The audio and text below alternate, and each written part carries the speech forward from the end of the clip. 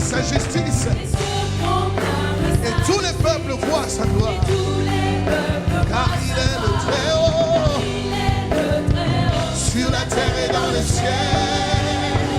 Sur la terre et dans le ciel.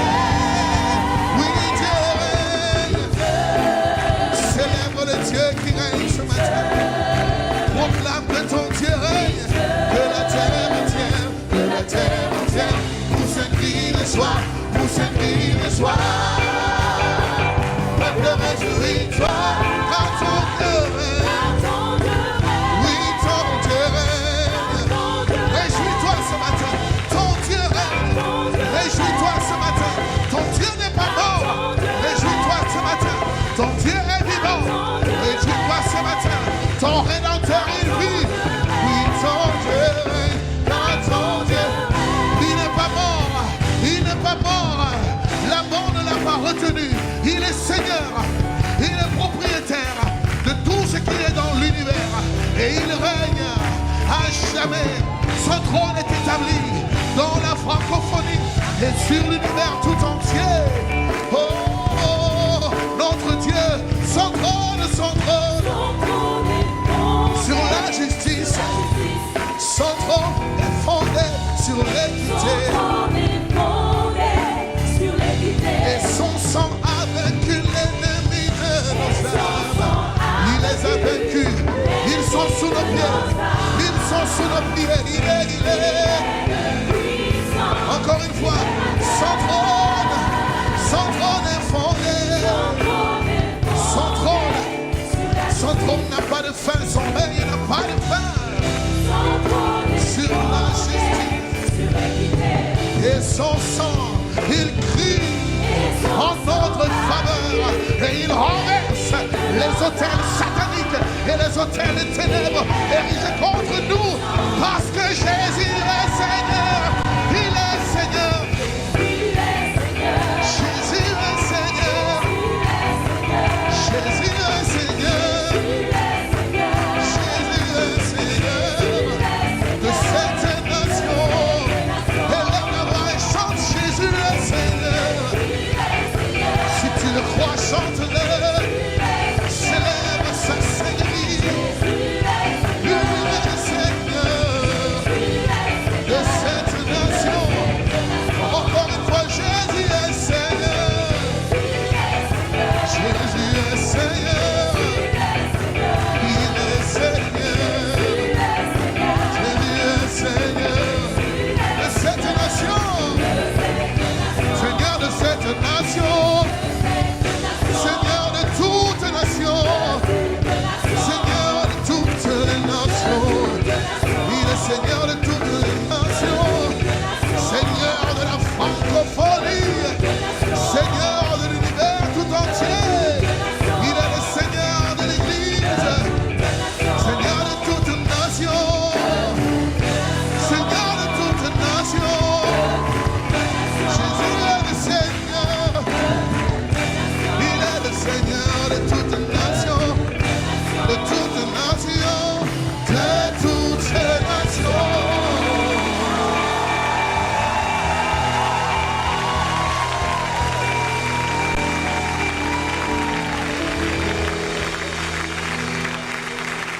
Est-ce que nous pouvons acclamer le Seigneur de toutes les nations?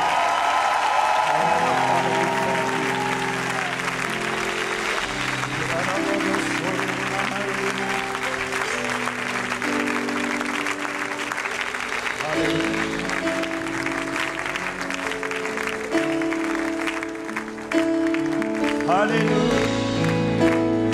Oh, oh, oh, oh, oh, oh, oh, oh, oh, oh. Nous voulons soupirer, nous voulons gémir. Je ne sais pas pour toi, mais au plus profond de nous, certains d'entre nous, il y a un désir de la profondeur. Il y a un désir de profondeur, de consistance. Je crois que le temps de l'église qui s'amuse, qui est légère, l'église prend conscience de la réalité de la guerre spirituelle. Et je vois une église qui en a assez de maladies, assez de tourments.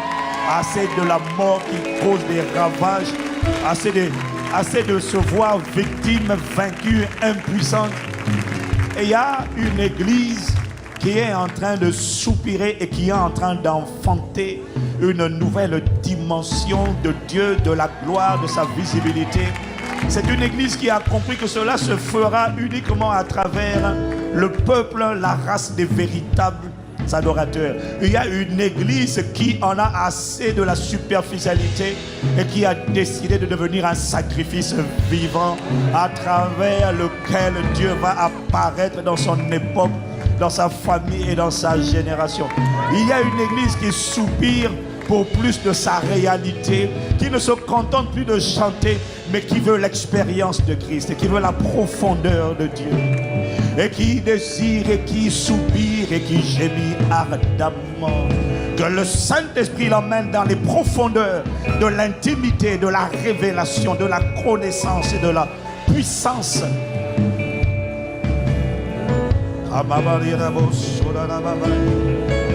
C'est notre cas.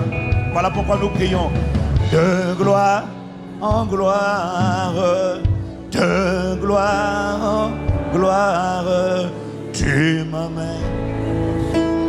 Père, tu m'emmènes dans les profondeurs, dans les profondeurs. Il est beau, Sainte. Oh, tu m'emmènes, tu m'emmènes, tu m'emmènes. De gloire en gloire, Père, je te prie. De gloire en gloire. Emmène-moi dans les profondeurs de la révélation. Disons dans les profondeurs, dans les profondeurs, dans les profondeurs de ta révélation, afin que le voile soit déchiré et que tu apparaisses dans ma vie. De gloire en gloire, de gloire en gloire, ah ma paix, entends le soupir d'un cœur, tu m'emmènes, emmènes, emmènes, dans les profondeurs, dans les profondeurs de ta révélation. Accorde-moi de te connaître, de t'expérimenter, de te voir, de te vivre. Apparaît dans ma vie. De gloire en gloire, de gloire en gloire, les bravos saccadés de la bosse. Oh, tu m'emmènes dans les profondeurs. Je refuse la surface, dans les profondeurs. Les bosses saccadés les bosses. Tu m'emmènes de gloire en gloire. Emmène-moi dans les profondeurs de l'adoration. Dans les profondeurs de l'adoration. L'adoration véritable. Tu m'emmènes dans les profondeurs de l'adoration. De ton adoration. De ton adoration. Tu m'emmènes. Oh, je ne veux plus adorer en fausseté. Je ne veux plus adorer avec la chair. Je te prie. Oh Père, je te prie. Tu m'emmènes, dans les profondeurs de l'adoration véritable. Finis les hypocrites, finis la superficialité. Allons dans les profondeurs de l'adoration. L'adoration qui déclenche le feu de gloire en gloire. L'adoration qui fait atterrir le feu. J'ai besoin de feu, j'ai besoin d'être embrasé, j'ai besoin de feu. Les catarabos dans les profondeurs de l'adoration, de ton adoration. Les mots qui finit l'époque où on se contentait de chanter seulement, où on résumait l'adoration au chant. Allons dans les profondeurs. La véritable adoration est plus profonde que le chant. Elle contient le chant, mais elle ne s'arrête pas. Dans les profondeurs de l'adoration, adoration véritable. De gloire, de gloire, de gloire. Oh, ma paix. Délivre l'église de la mollesse, de la tiédeur.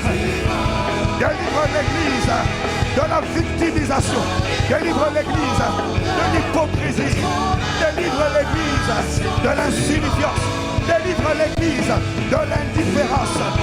Délivre l'Église du manque d'impact, du manque de saveur, du manque de feu, du manque de feu. Délivre. Voilà pourquoi il faut que tu nous emmènes. Il faut que tu emmènes dans les profondeurs de l'adoration.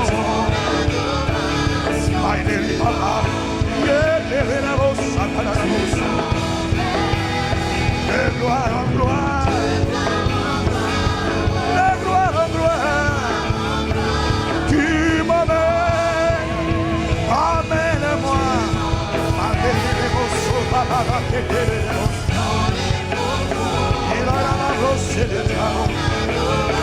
De l'adoration, tu emmènes l'Église dans les profondeurs de l'adoration. Amen, amen. Dans les profondeurs de l'adoration, tu emmènes ton Église dans les profondeurs de ton adoration, tu emmènes ton Église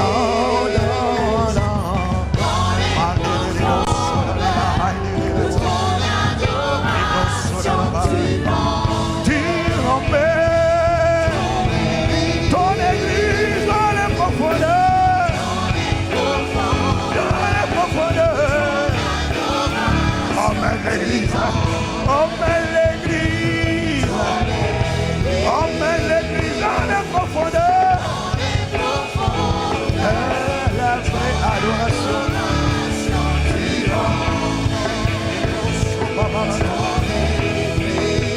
Dans les profondeurs de ton adoration, tu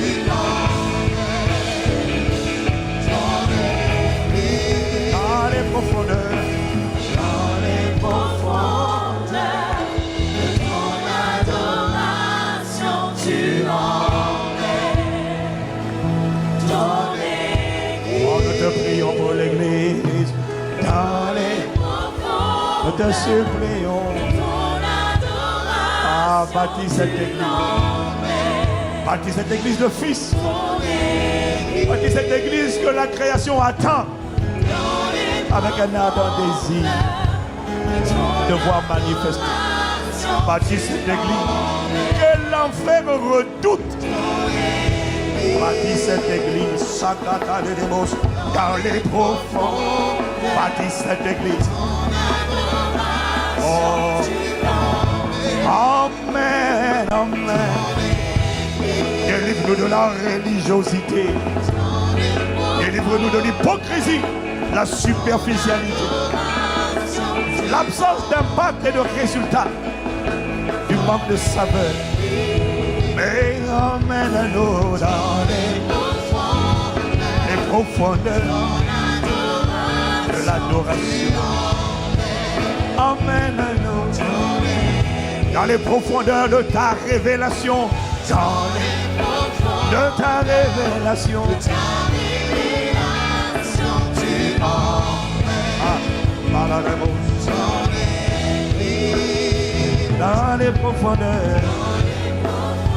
Dans les profondeurs, tu emmènes l'Église.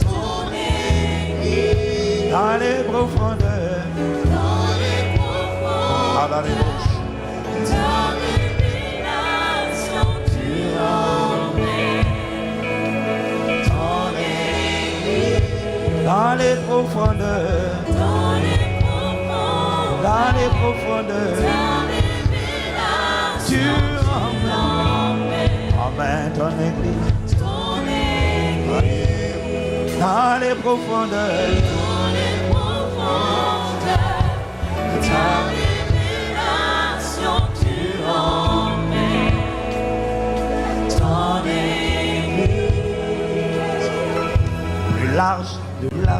large, plus large, plus large, plus large, plus large,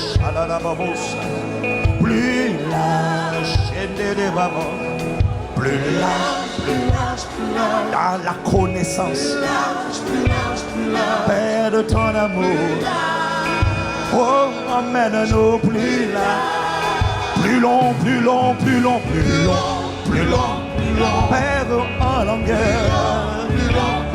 Oh, emmène-nous, emmène en longueur, emmène en longueur, plus long, et tire-nous de tous côtés. Ah, ma carte, emmène-nous, entraîne-nous, plus haut, plus haut, plus haut, plus haut, plus haut, plus haut, comme un aigle, emmène-nous. Que ce qui nous retenait au sol soit brisé. Entraîne-nous. Délivre de la mentalité de l'échec, des excuses, délivre de la fausseté. Entraîne-nous plus haut, plus haut. Oh, nous te prions.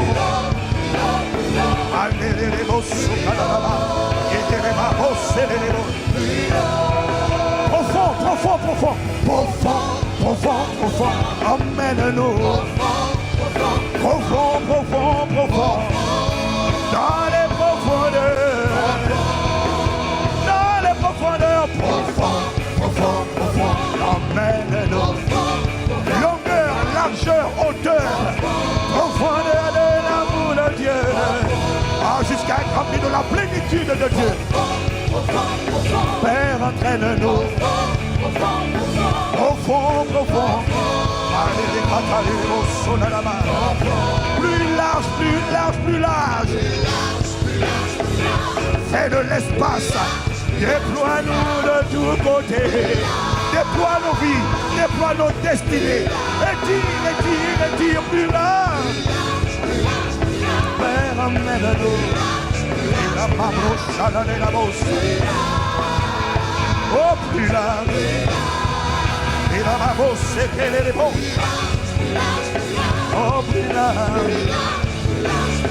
Oh, plus large.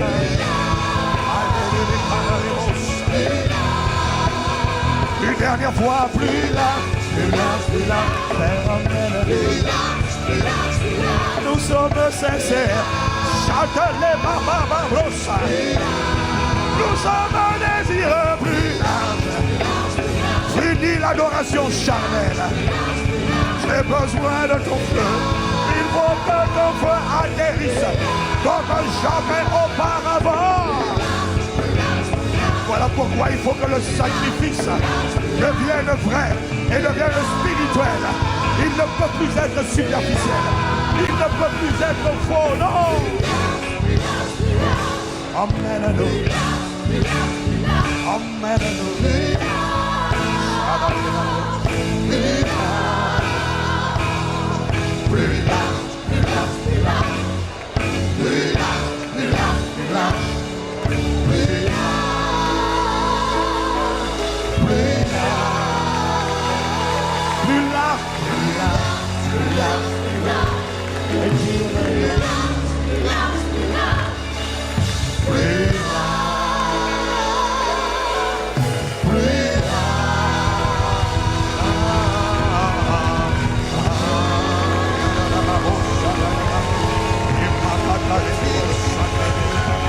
Y a-t-il un véritable, une personne qui en voie de devenir un véritable adorateur, qui a envie de faire monter les clameurs? Ce ne sont pas les clameurs d'une personne qui a atteint la dimension espérée, désirée. Les accélérés, ce sont les acclamations d'une personne qui est en chemin, qui n'a pas atteint la perfection, mais rejetant ce qui est en arrière, qui court vers le but, qui court vers le but, qui court.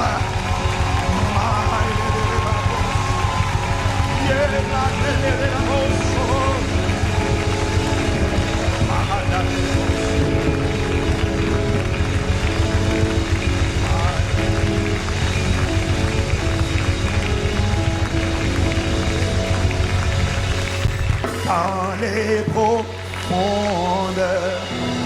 de ta révélation, tu emmènes ton Église dans les profondeurs. Oh, nous tremblons. Tu emmènes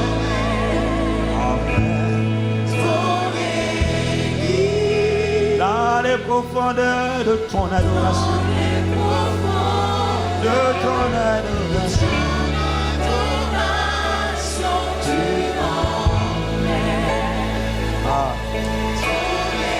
Si c'est ton cas, peux-tu lever la main et dire dans les profondeurs, quelle que soit la salle où tu te trouves, les salles annexes, dans l'auditorium ou sur Internet. As-tu juste envie de dire, je ne sais pas pour mon voisin, mais moi je ne reste pas là où j'étais en arrière. Rejetant ce qui est en arrière, je cours vers l'avant. Dans les profondeurs. Si tu as l'impression que je suis devenu quelqu'un de différent, si hier je me complaisais, je prenais plaisir en mensonge, à la fausseté, à la duplicité, aux cachettes, ce temps est révolu. Désormais est née une nouvelle personne qui marche dans la vérité, qui marche dans la sincérité, qui a enlevé les masques, qui a arrêté la comédie. Parce que dans les profondeurs de ton adoration, Père, tu emmènes dans les profondeurs. Cette main levée est un signe d'agrément. C'est une manière de dire de moi-même, je n'ai pas la capacité. Je suis d'accord, mais je ne sais pas comment on fait. Mais en levant la main, dans les profondeurs, je déclare, dans les profondeurs de l'adoration, c'est toi qui emmènes. Père, dans les profondeurs de ton adoration, tu emmènes. Oh, je t'en prie, cette main levée est un message. Dans les profondeurs de ton adoration, tu emmènes. Dans les profondeurs, dans les profondeurs de ton adoration, tu emmènes ton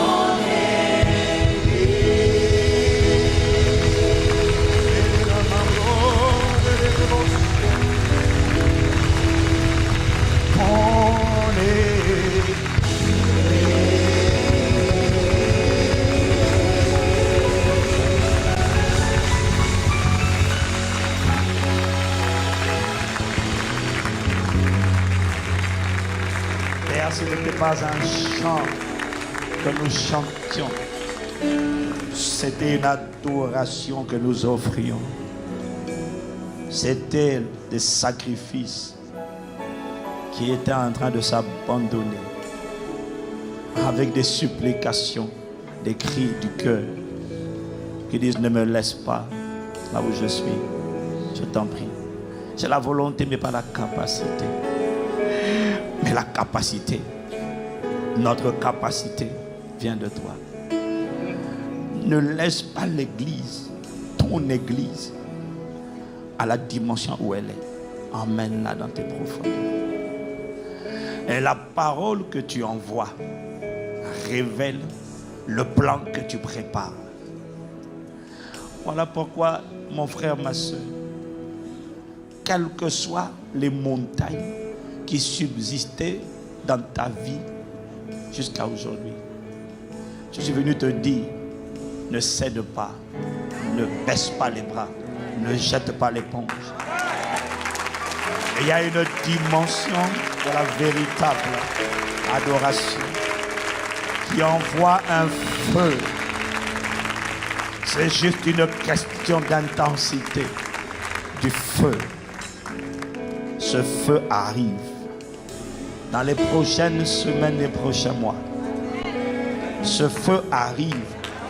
Parce qu'il aura trouvé un peuple avec des dispositions de cœur différentes. Merci, Père. Bâtis cette église pour laquelle tu as dit, je bâtirai mon église. Cette église où les portes du séjour des morts, les portes de l'enfer, les assauts de l'enfer, les ruses de l'enfer, les maladies de l'enfer, les tourments de l'enfer ne prévalent plus jamais. Bâtis cette église, consacre cette église. Nous t'implorons, nous te supplions. Au-delà des chants, des prédications, des sermons, des messages, bâtis cette église. Esprit de Jésus, nous nous attendons à toi. Ah, Esprit de Jésus, toi qui étais depuis le commencement, Esprit de Jésus qui te mouvait sur la surface des eaux, meut-toi encore aujourd'hui dans les vies, dans les phases de terre que nous sommes. Toi qui, à travers Jésus, faisais tout à merveille, ne laisse pas nos vies où elles sont. Et il faut que le merveilleux soit visible dans tous les domaines de nos vies. Il en va de la crédibilité du témoignage. Il en va de la beauté du modèle d'exposition. Fais ton œuvre. Envoie ta parole. Te supplions. Dans le nom de Jésus, nous t'avons ainsi imploré, supplié, adoré. Avec action de grâce. Amen, amen, amen. Amen, amen, amen. Amen, amen, amen. Amen, amen, amen. Amen, amen, amen. Amen, amen. Amen à ces paroles. Amen à ton œuvre dans nos vies. Amen à l'émergence des véritables adorateurs. À la profondeur, à la largeur, à la longueur et à la hauteur. Amen, amen. Amen, amen. Amen, amen, amen. Amen, amen.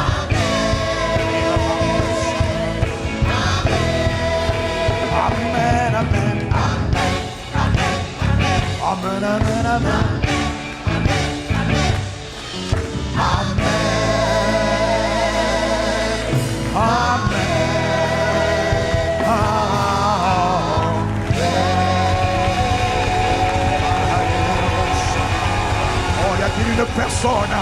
Il y a une personne qui est en voie de devenir un véritable adorateur, qui a envie d'exprimer son cri, sa ferveur, son agrément, son allégeance.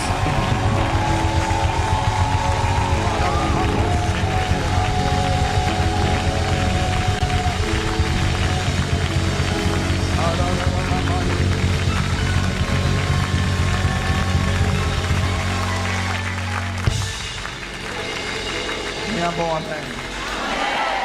Bienvenue à Impact Centre Chrétien. Bienvenue à chacun d'entre vous qui est content d'être dans sa présence ce matin, qui est content d'être connecté dans toutes les salles à travers Internet. C'est une grande famille qui est connectée, pour laquelle nous voulons célébrer Dieu et souhaiter la bienvenue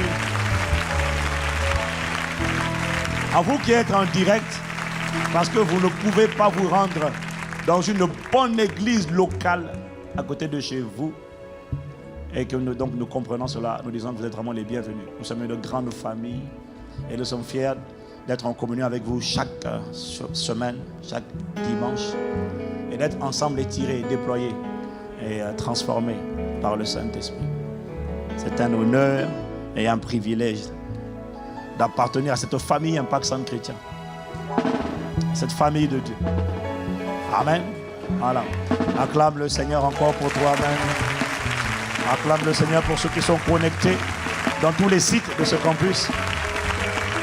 J'ai une pensée particulière pour la famille Impact Centre Chrétien de Munich qui est connectée avec nous. Munich, nous vous saluons au nom de Jésus. Vous êtes connectés à la bonne fréquence et nous sommes ravis d'être ensemble. Quelqu'un me dit Amen, Amen, Amen. Voilà, avant de t'asseoir, acclame encore, acclame encore, acclame encore, acclame encore. Je veux que tu dises à ton voisin ou à ta voisine, je ne sais pas pour toi. Dis-lui, je ne sais pas pour toi. Mais nous, on a fini de jouer. Voilà. Si toi, tu veux encore jouer avec la fausseté, la manipulation, tout ça là, joue. Nous, on n'a plus le temps. Nous, on a une guerre à livrer, on n'a plus le temps. On n'a plus le temps. Et vous asseoir dans sa présence. Alléluia. Gloire à Dieu. Dis-lui encore à ton voisin, ta voisine, je ne sais pas pour toi, mais nous, on n'a plus le temps de jouer. Si tu veux jouer, va jouer ailleurs. Moi, j'ai fini avec les jeux de manipulation, de fausseté. Ça ne te fatigue pas, non? Écoute, il y a une guerre dehors. Il y a une guerre dehors. Je ne sais pas pour toi, mais j'en ai assez de voir des gens jeunes mourir prématurément. Bonne santé, soudainement décapité. Il est parti. J'en ai assez de voir des hôtels sataniques établis dans les familles, dans les pays, dans les régions, dans les villes qui kidnappent les gens. Il y en a assez. Il faut bien que quelqu'un se lève et devienne l'instrument à travers lequel ce carnage va s'arrêter. Parce que Dieu doit apparaître. Dieu en a assez et quand il en a assez, il cherche un véhicule. Je prie que ce soit toi qui le trouves au nom de Jésus. Dieu en a assez. Il y en a assez de ces ravages. À chaque fois, tu entends un tel est mort, un tel est mort, un tel est mort. Mais il y en a, ils meurent, tu comprends, mais il y en a, ils meurent, tu sais que ce n'est pas normal. Parfois, ce n'est pas la mort physique. Parfois, c'est juste, tu sens un carnage. Fausse couche, fausse couche, fausse couche, fausse couche, fausse couche. Mais il faut que ça s'arrête quand même. Entrailles bloquées, bloquées, bloquées. Sœur bloquée, telle sœur bloquée. Non. Même famille, non, il faut que ça s'arrête. Je décide que ça s'arrête dans cette saison. Ça n'arrivera pas jusqu'à la prochaine saison au nom de Jésus.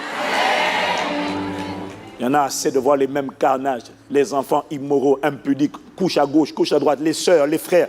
Mais tout ça, ce sont des hôtels qui sont en train de parler et de contrôler les familles. Et de la même manière que ces hôtels sataniques, qu'ils soient familiales ou territoriales, contrôler les familles, ta famille. Il faut qu'à travers ta vie et ma vie, un hôtel soit bâti, dressé à Dieu. Mais que cet hôtel contrôle tous les membres de ta famille. Et que tous les membres de ta famille soient divinement réquisitionnés. Une main invisible les attrape.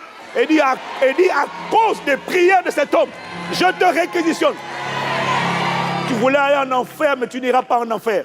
Tu voulais marcher dans l'homosexualité, mais tu ne seras pas homosexuel.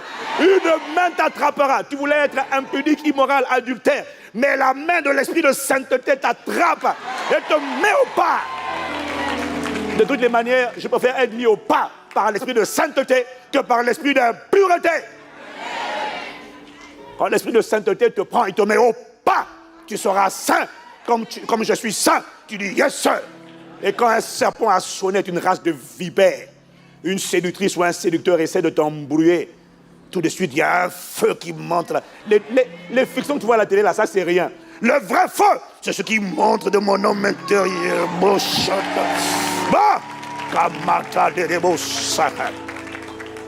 Quelqu'un me dit amen. Voilà pourquoi le Saint-Esprit me dit de rester sur ce message de la véritable adoration. Parce que nous avons vu qu'une personne qui n'est pas un véritable adorateur n'est pas qualifiée pour triompher de la guerre spirituelle. Il y a une guerre dehors. Frère, ce que tu vois, ma soeur, dehors, là, c'est une guerre. Le monde est en guerre. Tu le vois physiquement, mais ce n'est pas. La raison pour laquelle tu vois cette guerre physique, c'est parce qu'il y a une guerre spirituelle. Il y a des suceurs de sang. Si la guerre spirituelle n'est pas remportée, physiquement, rien ne changera. Il y a une guerre dehors. La méchanceté n'a plus de frontières. Elle est partout. Et là où l'Occident se croyait à l'abri, elle est venue maintenant montrer à l'Occident qu'elle est implantée et elle est assise là. Il y a une guerre. Il y a une guerre dans ta famille pour contrôler les membres de ta famille. Mais il faut que tu sois la personne sur laquelle cette guerre a été remportée par Jésus. Il ne faut pas que tu sois la personne qui va à l'église, qui prie, mais qui est encore vaincu, emprisonné, captif. C'est fini. Tu sors de ces prisons au nom de Jésus. Il faut bien que quelqu'un commence à récupérer la famille. Et ça commence par la détermination à devenir un véritable adorateur. Seuls les véritables adorateurs sont capables de triompher de la guerre spirituelle qui a lieu contre la chair, contre le monde, contre les autels familiaux, les autels territoriaux qui veulent le contrôler. Seuls les véritables adorateurs sont capables de triompher. Ceux qui ne sont pas véritables adorateurs, qui sont juste des croyants, ne peuvent pas, parce qu'ils ne sont pas embrasés. Le feu ne les a pas consumés de la tête aux pieds. Les véritables adorateurs sont ceux dont l'adoration est agréée et en retour un feu vient sur eux et fait d'eux des hommes et des femmes embrasés. Une personne embrasée est une personne inarrêtable. Parce que quand tu veux l'arrêter, le feu te brûle. Je déclare que tu seras cette personne embrasée au nom de Jésus. Quand on veut t'arrêter, la personne qui veut t'arrêter brûle. L'esprit qui vient te visiter la nuit pour te faire manger, dès qu'il essaie d'approcher ta bouche, il brûle. Le feu le saisit. On dit Amen. Seuls ceux qui adorent en esprit, en vérité, dont l'adoration est agréée, reçoivent ce feu. Ce feu est ce dont tu as besoin. Dis Amen. C'est ce feu, je t'ai dit, qui libère l'homme intérieur. C'est ce feu qui consume l'inquiétude. C'est ce feu qui consume la peur. Lorsque tu ne sais pas, tu n'as pas de direction, tu ne vois pas clair. Seigneur, c'est quoi ta volonté? Je n'arrive pas à voir où est-ce que je dois aller, sur quel chemin je dois marcher. Ça veut dire que ta vision, la vision de ton homme intérieur est obscurcie. Ça veut dire qu'il y a un voile. Le feu consume le voile. Lorsque tu n'arrives pas à entendre Dieu, ça veut dire qu'il y a quelque chose, il y a un bloc de pierre qui t'empêche d'entendre Dieu. Le feu consume. Il consume les oreilles, le feu consume les chaînes, le feu consume tout. Mais pourquoi crois-tu que les malades sont guéris par l'imposition des mains? C'est parce que quand on impose les mains, quand le Saint-Esprit est là, c'est un feu qui est libéré. Et quand tu entends que la maladie est partie, c'est parce que le feu consume tout. Création visible et invisible. Le feu de Dieu consume tout sur son passage. Ma Bible dit, lorsque Dieu vient, il s'avance comme un feu dévorant. Pourquoi les démons sautent? C'est à cause de ce feu. Pourquoi les maladies disparaissent? C'est parce qu'il y a un feu qui est rentré et qui a tout absorbé. De la même manière qu'il a absorbé les sacrifices que Élie a présentés, il absorbe tout sur son passage. Dis avec moi, le feu dévorant. Je prie que ce feu soit ton partage et notre partage à une dimension sans précédent au nom de Jésus. C'est ce feu qui te rend redoutable. C'est ce feu qui te rend terrifiant pour le royaume des ténèbres. S'il n'y a pas le feu, tu n'effraies personne. Tu es né de nouveau, mais tu ne fais peur à personne. Les démons n'ont pas peur. Mais quand les démons, les occultistes voient dans le monde spirituel une personne, on ne voit même pas ton visage. Tout ce qu'on voit, c'est juste un feu qui est autour de toi. On dit, il y a qui à l'intérieur? On ne sait pas c'est qui. Christ enflammé. J'ai pris que l'Église atteigne cette dimension où elle est enflammée. Au nom de Jésus. Quelqu'un me dit Amen. Et avec moi, je veux ce feu. Si tu ne veux pas ce feu, ça veut dire que tu as décidé d'être une victime. Tu as décidé d'être vaincu. Tu as décidé d'être oppressé, harcelé par les démons. Tu n'es pas fatigué d'être tourmenté par les démons. Tu ne te sens pas fatigué d'être mou, nonchalant. On joue avec toi, on te gifle la nuit, tu te réveilles. Oh, Jésus, au secours. Ça, c'est bon si tu viens de te convertir, mais si tu es un ancien converti, c'est fatigant.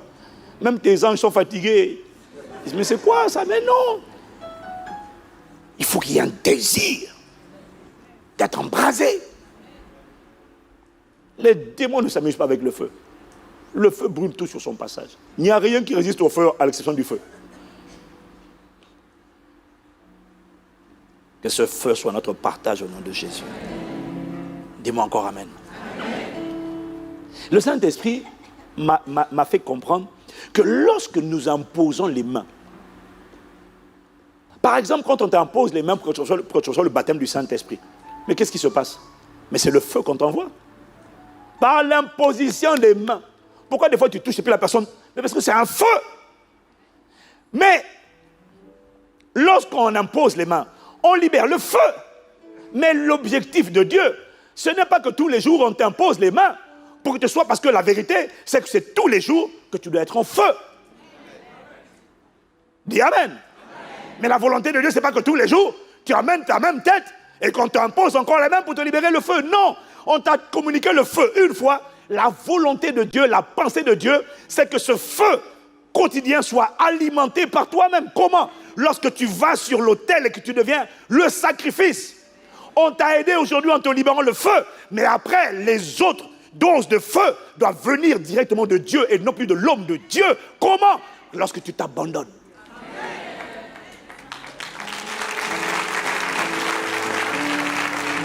Lorsque tu t'abandonnes et que tu deviens le sacrifice. Romains 12, verset 1, c'est de ça qu'il s'agit.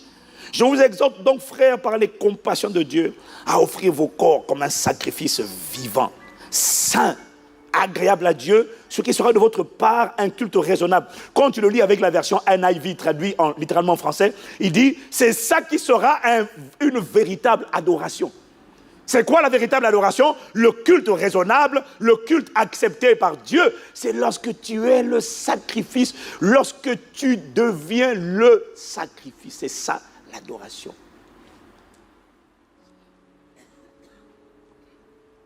Quelqu'un dit Amen? Voilà pourquoi avant de parler de délivrance, parce qu'il y a mes démons, les démons me fatiguent. Maman, il y a trop de démons qui fatiguent trop de gens ici. Mais voilà ce que j'ai découvert. C'est qu'au-delà de la prière, il ne faut plus seulement se contenter de prier. Il faut désormais décider de s'abandonner et de souffrir. Oui, c'est pour ça qu'il y a eu dit Amen dans la salle. Parce que toi, tu veux continuer de prier. Tu es dans l'intercession, tu es dans la louange, tu es dans tel, tu es dans tous les départements, tu pries. Mais ce n'est pas la question de la prière. C'est le sacrifice. Ceux qui envoient le feu, ce n'est pas la prière, c'est le sacrifice. Lorsque tu pries en te sacrifiant, là, il y a le feu. Il faut que tu décides de changer. Il y a des montagnes, il y a des jours dans ta vie qui doivent être brisés. On a prié, rien ne s'est produit. Pasteur, ça n'a toujours pas changé. J'ai découvert une chose. Ça n'a toujours pas changé. Moi, j'ai prié. Tu veux que je fasse quoi de plus? Que je prie encore? Mais ce serait de l'incrédulité. J'ai prié une fois. Ça n'a pas changé. Va sur l'autel. Sacrifie-toi. Le feu, quand j'ai prié, j'ai envoyé le feu. Mais le feu doit être maintenu, il doit être alimenté, il doit être intensifié. Il y a trop de gens pour lesquels on a prié. Mais tu es dans la fausseté, tu es dans le mensonge, tu es dans l'adoration charnelle, tu n'es pas sincère, tu n'es pas authentique. Et tu me dis, il n'y a pas de résultat.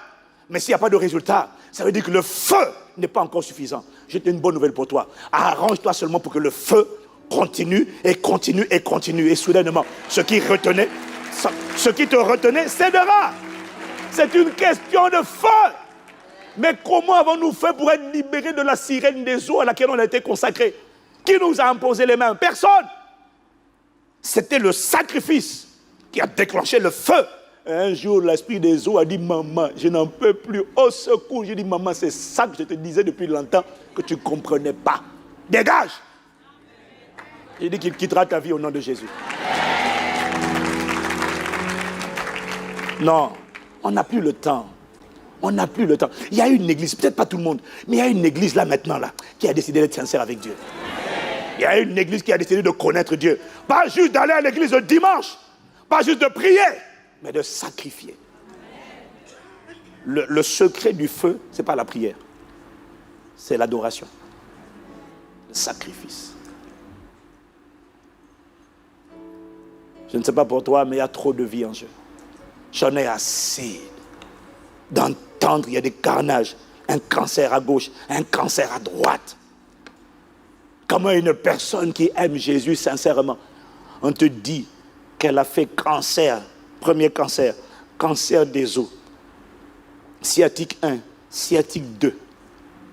Et à chaque fois, avant ça, elle voit un serpent qui vient sur elle. 15 jours après, les choses se déclenchent. 2 AVC. Pas 1, 2. C'est un acharnement démoniaque. Et quand tu vois ça, si ça ne te met pas en colère, pour dire, Seigneur, accorde-moi la grâce d'être un libérateur. Embrasse, embrasse, embrasse. Embrasse. Il faut que ça change. Mais avant d'aller attaquer là-bas, assure-toi que le feu est venu. Parce que toi, tu vas aller prier en mâchant un chewing-gum. Mais non. Là-bas, ils ont bâti des hôtels. Ils se sont renforcés. C'est une guerre, ce n'est pas un jeu. On n'a pas besoin d'acteurs et de comédiens dans ce genre de combat. On a besoin de soldats. Alors il est temps que l'église voit se lever des soldats. On a besoin de soldats. On n'a pas besoin de poltrons, de gens qui s'habillent en pyjama et qui vont sur un champ de bataille. On a besoin de guerriers. Il faut que ça te mette en colère. Si ça te met en colère, tu es qualifié pour recevoir le feu dont je parle. J'ai dit, tu es qualifié pour recevoir le feu dont je parle. Et ce feu va t'embraser. Il n'a pas besoin que tu sois parfait. Il a besoin que tu sois sincère. Que tu sois assoiffé. Et que tu décides d'être une personne qui va offrir ta vie en esprit et en vérité. Jean 4, verset 24, Dieu est esprit. Il faut que ceux qui l'adorent en esprit et en vérité. Mais le titre du message aujourd'hui, je veux que tu le dises à ton voisin, c'est qu'on ne devient pas un véritable adorateur par hasard. Non. On ne devient pas un véritable adorateur. Qui a décidé de devenir un véritable adorateur? Bon, tu n'es pas obligé de lever la main, c'est pas grave. Mais entre nous sommes la majorité. Parce que, non, moi je ne sais pas pour toi, mais non, moi j'ai dit Seigneur, non. Non, il faut que ce carnage s'arrête. Il faut qu'un nouvel l'autel de Dieu parle dans ma famille. Parle dans ma famille, parle dans mon époque, parle dans ma génération. Il faut que ma vie compte et laisse un passage savoureux. Que les gens voient Dieu, ils disent non, nous on veut ce Dieu qu'il a connu. Le Dieu que Ivan Castanou a servi, on veut le même Dieu. J'ai dit c'est ça, c'est ça. C'est le Dieu qui fait la différence. Et il a décidé dans notre génération, dans notre époque désormais d'apparaître. Quelqu'un me dit Amen. Dis à quelqu'un, on ne devient pas véritable adorateur par hasard. Non. Non, c'est de ça que je vais te parler. On a vu que la véritable adoration se fait en esprit et en vérité. Donc, ça veut dire qu'on ne devient pas véritable adorateur par hasard, mais on devient véritable adorateur seulement lorsqu'on a décidé de mener la guerre contre la chair et contre le mensonge ou la fausseté. Parce que la chair, c'est ce qui empêche l'adoration en esprit, et la fausseté, le mensonge, c'est ce qui empêche l'adoration en vérité. Si tu me suis, dis Amen. Et on a vu qu'adorer en esprit, je ne sais pas si tu te rappelles, on a vu qu'adorer en esprit, dis avec moi, adorer en esprit. Adorer en esprit, adorer par l'esprit, adorer à travers l'esprit. On a vu qu'adorer en esprit, ça veut dire que c'est l'esprit qui offre, qui abandonne et qui sacrifie à Dieu. C'est l'esprit, ce n'est pas la chair. Et on a vu que lorsque c'est l'esprit qui adore, qui s'abandonne et qui s'offre à Dieu, l'esprit ne va jamais offrir à Dieu ce qui, juste un geste, mais l'esprit va offrir à Dieu ce que Dieu a envie de recevoir. Et l'esprit ne va pas dire, ça c'est la chair. La chair dit, prends seulement, c'est juste le geste qui compte. C'est ce que Caïn a fait. Caïn a dit, bon, prends, je te donne une petite partie. Dieu a dit, je ne prends pas. Caïn a dit, prends, je te donne les premiers-nés, tout mon troupeau, les prémices. Dieu a dit, j'accepte. La chair dit, prends seulement, c'est le geste qui compte. J'ai déjà pensé à toi, c'est pas mal. Tu devrais être content. Dieu dit jamais, je suis Dieu, je ne suis pas n'importe qui, je suis le créateur.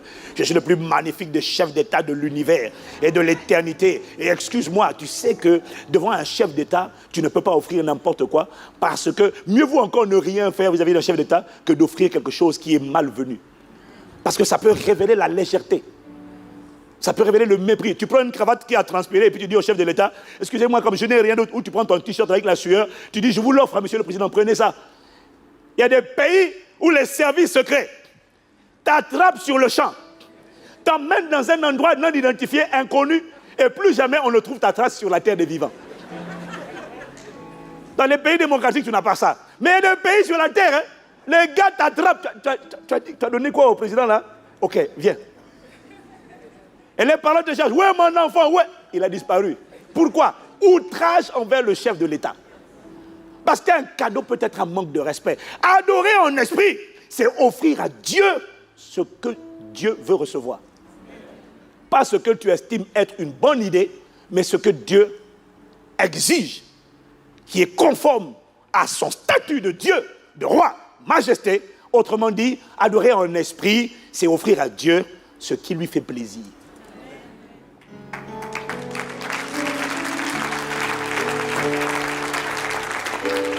Quelqu'un me dit Amen encore? Amen. Dis avec moi, ce qui lui fait plaisir. Réfléchis. Si toi, tu aimes recevoir, pas ce qui fait plaisir à la personne, mais ce qui te fait plaisir, toi, c'est ce que tu aimes. C'est ce que tu aimes. Parfois, nous, les hommes, on ne comprend pas ce que les femmes aiment. Moi, des fois, alors à l'époque, maintenant j'ai compris comment fonctionne ma femme. Mais moi, à l'époque, je vais lui acheter un nouveau téléphone portable. Un brand new. Je lui configure tous les téléphones, les nouveaux numéros. Je me dis, parce que moi, c'est très pratique pour moi. Je lui prends le dernier S7 Galaxy Edge, tout ça là. Je configure. Et puis j'amène le cadeau et dis, oh, merci. Merci, chou. En bon, c'est tout. Ben, ça me faisait plaisir. Mais emmène un sac LVMH, dernier cri. Là, tu vas se m'entendre.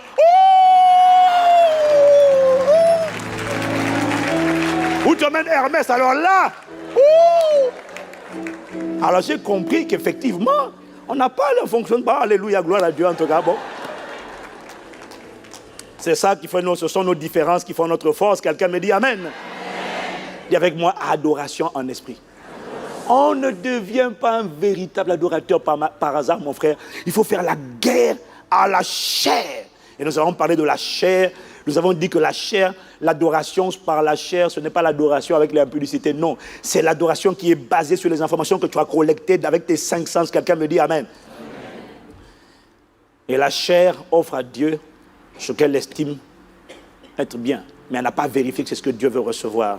Et le Seigneur m'a convaincu de revenir sur le message de dimanche dernier donné par le pasteur Samuel.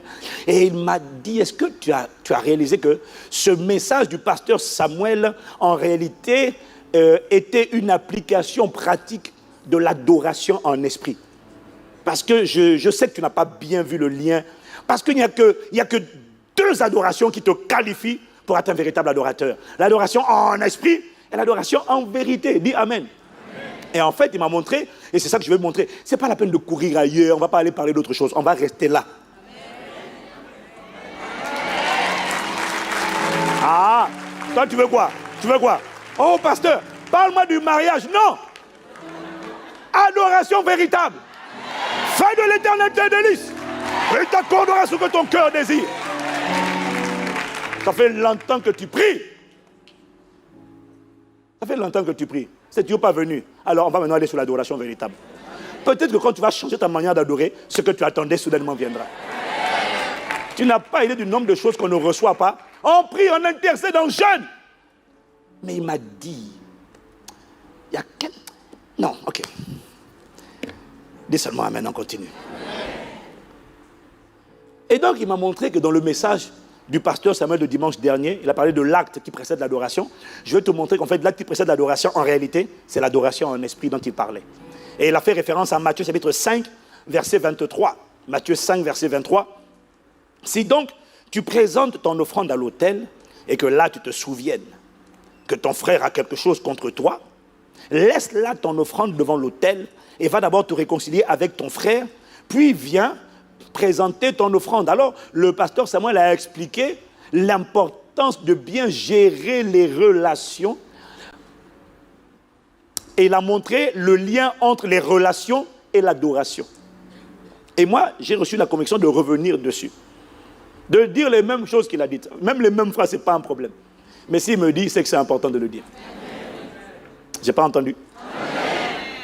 Donc il dit, si donc tu présentes ton offrande à l'autel et que tu te souviennes que ton frère a quelque chose contre toi, bon, d'abord, je dois d'abord te dire, premièrement, que le fait que ton frère ait quelque chose contre toi ne signifie pas que ce frère-là qui a quelque chose contre toi n'arrive pas à dormir la nuit et qu'il est tourmenté et qu'il est tellement blessé, aigri, amer. Ça dépend des personnes.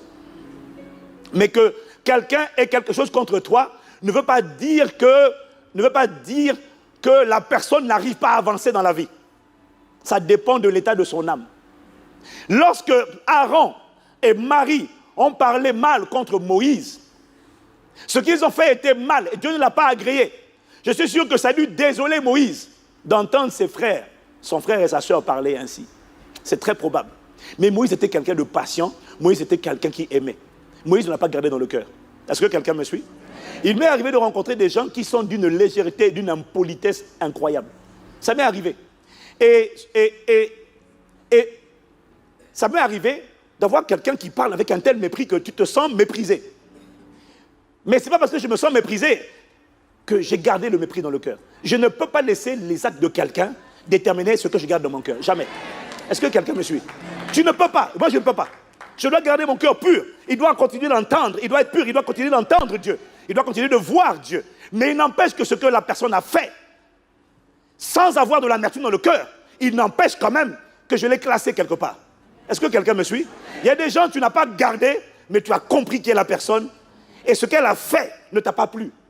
Mais ça ne veut pas dire que ça t'empêche de vivre. Est-ce que quelqu'un me suit? Donc, le premier point que je suis en train de te dire, c'est que si tu te souviens que ton frère a quelque chose contre toi, ça ne veut pas dire que cette personne a du mal à dormir. Voilà, c'est la première chose. Mais il y en a, parce que l'âme n'a pas été restaurée, eux, ils ne peuvent pas passer ça, outre ça. Mais je prie que tu passes à travers au nom de Jésus et que tu continues d'avancer. Dis Amen. Bon, la deuxième chose que je veux que tu saches, il dit, si ton frère a quelque chose contre toi, laisse là ton offrande devant l'autel et va d'abord te réconcilier. Laisse là ton offrande devant l'autel. Dis à ton voisin, laisse là ton offrande devant l'autel. Il dit, si tu te souviens que ton frère a quelque chose contre toi, le deuxième point, c'est que dire que ton frère a quelque chose contre toi ne signifie pas que tu es responsable du grief, tu es responsable de l'offense que ton frère ressent vis-à-vis de toi. Il dit, si tu te souviens que ton frère a quelque chose contre toi, laisse là ton offrande. Mais ça ne veut pas dire que parce que ton frère a quelque chose contre toi, c'est ta faute. Parce que tu n'as pas idée du nombre de gens qui ont quelque chose contre toi, alors que tu n'as rien fait. Oh! Mais qu'est-ce qu'il y a? Tu es passé à côté de moi, tu as dit telle phrase, ça m'a outragé. Mais cette phrase, je ne l'ai pas dit pour toi, et puis même je ne l'ai pas dit dans ce sens-là. Oh là là! Non, il peut arriver que quelqu'un ait quelque chose contre toi, mais en vérité, dans ton cœur et dans tes paroles, il n'y avait rien. Parfois, les gens sont tellement brocs que ce que tu dis devient sujet de... Est-ce que quelqu'un me suit? Mais quand il dit, si tu te souviens que ton frère a quelque chose ou ta soeur a quelque chose contre toi, ça ne veut pas dire que tu es forcément, tu pourrais l'être. Ça ne veut pas dire que tu as forcément fait une faute ou commis une erreur, mais ce qu'il est en train de dire, c'est que tu te souviens que ton frère a quelque chose. Ça veut dire que tu es au courant de ce que cette personne a gardé et a été offensée. Cette personne a été bloquée, cette personne a quelque chose qui l'a gêné, dérangé. Dès lors que tu as cette information-là, même si tu n'es pas fautif, il dit, calme-toi, arrête d'abord, va d'abord voir la personne. Est-ce que quelqu'un me suit? Donc même quand tu n'as rien fait, ce n'est pas une raison pour dire, ça m'est égal. Si tu sais, même si tu n'as rien fait, mais que cette personne s'est sentie vexée, offensée, humiliée, il dit, laisse là ton offrande, va voir, va d'abord te réconcilier avec ton frère. Quelqu'un dit Amen? Amen. Le troisième point ici, il dit ton frère. Si tu te souviens que ton frère a quelque chose contre toi. Bon, j'ai regardé dans le grec pour toi le mot adelphos. Ça veut dire une personne avec laquelle tu as un lien. Tu as quelque chose en commun. Tu as une relation. C'est de ça qu'il est en train de parler. Il n'est pas en train de parler de... Parce que si tu ne comprends pas qu'il parle d'une personne avec laquelle tu as un lien, quelque chose en commun, tu as une relation. Si tu prends ce texte à la lettre, si tu as idée, je vais te dire une chose. Hein, à un moment donné, si tu ne comprends pas le contexte, parce qu'il parle de quelqu'un avec qui tu as une relation, un lien. Mais brusquement, ce lien a été brisé, cette relation a souffert. Et il n'est pas en train de parler des gens qui ont quelque chose contre toi en Chine, aux États-Unis, et tu vas prendre ton billet d'avion, faire le tour du monde. Tu as quelque chose contre moi? Tu as quelque chose contre moi? Tu as quelque chose contre moi? Mon gars, tu vas en trouver des... Je ne sais pas combien, mais tu peux, en tout cas, nous, là, si on fait ça, waouh! Les gens, il a dit, ils m'ont haï sans cause. Il y a des gens qui ont quelque chose contre toi, tu n'y es pour rien. Est-ce que quelqu'un me suit? Mais il parle de quelqu'un avec qui tu étais en relation. Ça peut être un parent, ça peut être un frère, une sœur dans la maison de Dieu, qui a quelque chose contre toi. Il y a une histoire entre vous deux. Si c'est ça, pose d'abord ton offrande. Il y a un lien étroit entre la relation horizontale et la relation verticale. Si tu me suis, dis Amen. Amen. Le quatrième point que tu dois comprendre à propos de ce verset, il dit, si ton frère a quelque chose contre toi, laisse là ton offrande devant l'autel et va d'abord te réconcilier avec ton frère. Mais le quatrième point dont tu dois être conscient, c'est que la réconciliation avec ton frère ou ta soeur ne dépend pas que de toi, parce qu'il faut aussi que l'autre partie, la partie adverse, ait aussi envie de réconciliation et de paix. Est-ce que quelqu'un me suit?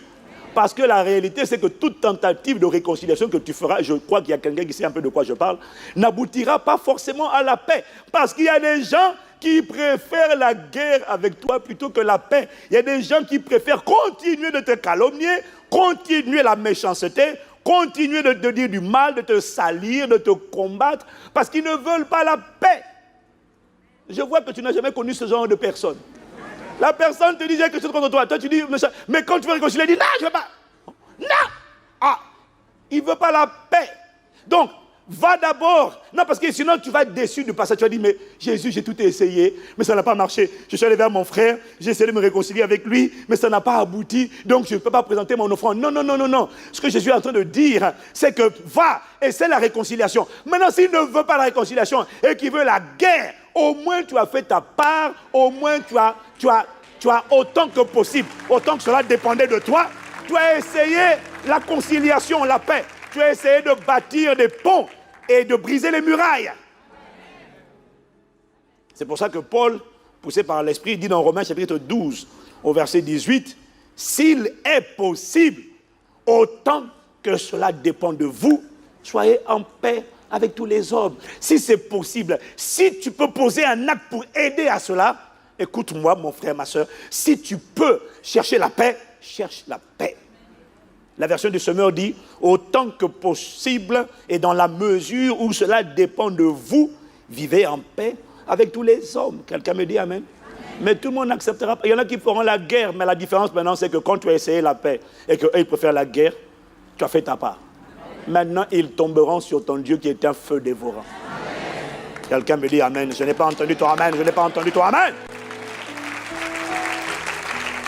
Alors la question est, mais qu'est-ce que le Seigneur essaie de nous dire comme message, comme vérité dans Matthieu 5 au verset 23?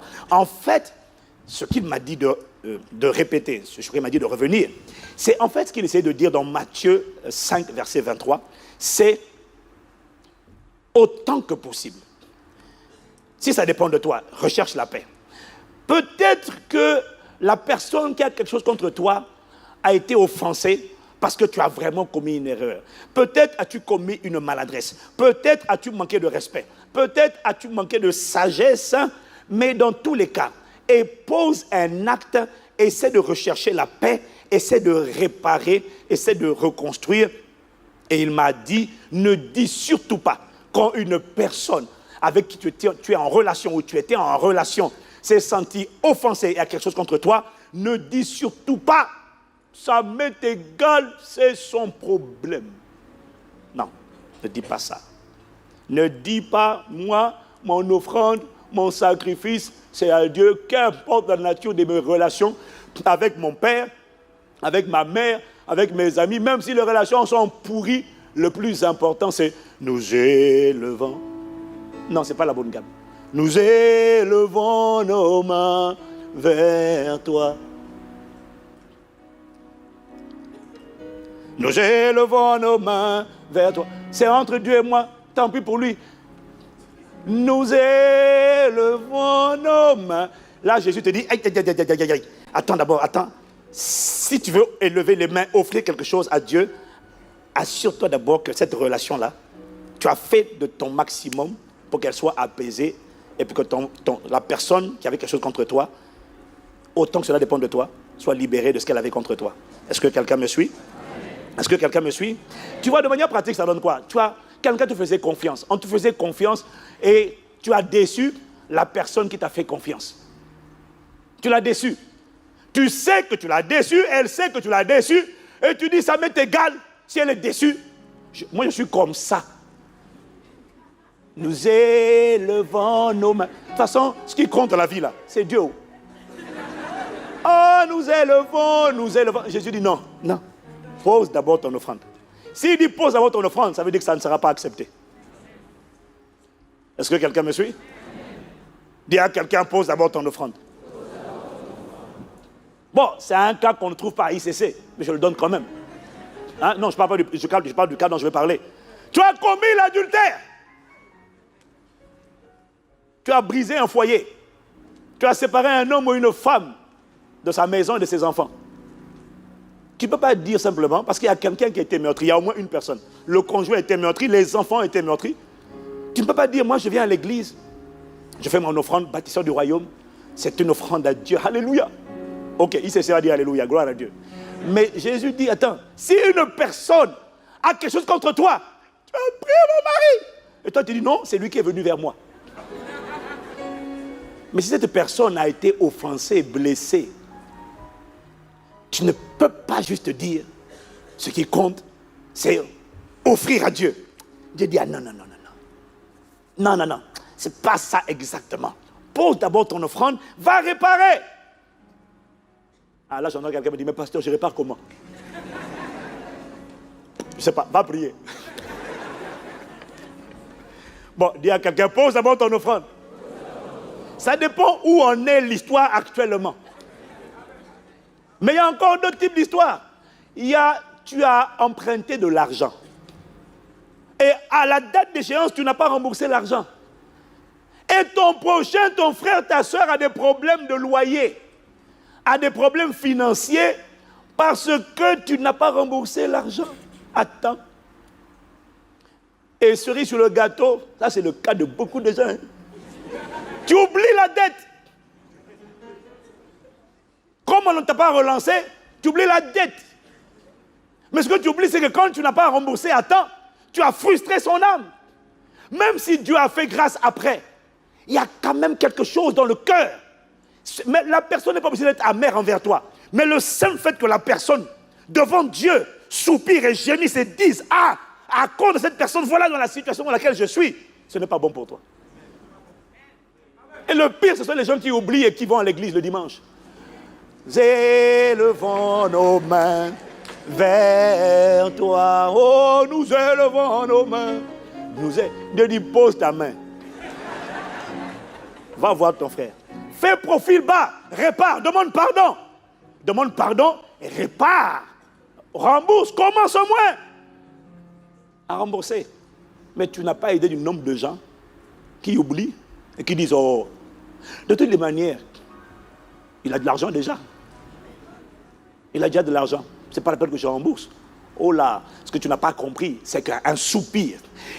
Comprends-moi bien. Avoir quelque chose contre toi, ça ne veut pas dire ne pas réussir à s'en sortir. Mais ça veut juste dire qu'il y a quelque chose qui a déplu à ton frère. Et si tu as une part de responsabilité dans sa frustration, ne dis pas ce qui compte, c'est Dieu. Je vais adorer Dieu. Non, Jésus dit, pose l'offrande. Tu n'as pas compris. Pose l'offrande d'abord. Va réparer. Parce que sinon, le cri de son âme, et le pasteur Ahmed nous a expliqué ça, va monter vers Dieu. Dans Genèse 4, c'est ce qui s'est passé pour Caïn, quand il a tué son frère Abel. Donc Genèse 4 au verset 10 à 12. Et Dieu dit, qu'as-tu fait?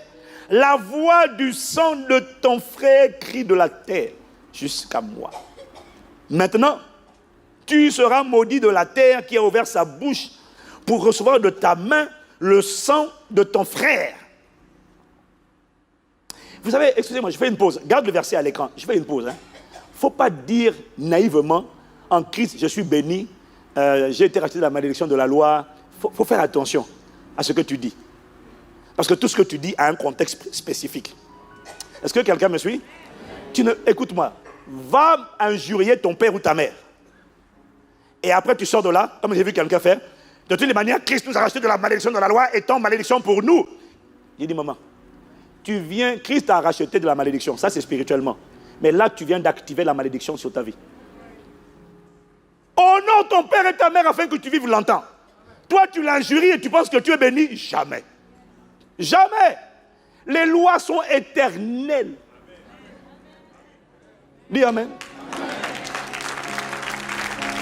Donc, maintenant, tu seras maudit de la terre qui a ouvert sa bouche pour recevoir de ta main le sang de ton frère. Écoute ce qu'il dit. Quand tu cultiveras le sol, normalement, quand tu cultives, il dit quand tu cultiveras le sol, il ne te donnera plus sa richesse. Normalement, quand on sème, la loi de la compensation dit que quand tu sèmes, tu récoltes. Mais ici, Dieu dit, quand tu vas semer, tu vas cultiver, tu n'obtiendras rien. La semence que tu avais semée a été immobilisée à cause du cri, du cœur de quelqu'un que tu as offensé, qui est monté vers Dieu. Voilà pourquoi la Bible nous demande d'être irréprochable.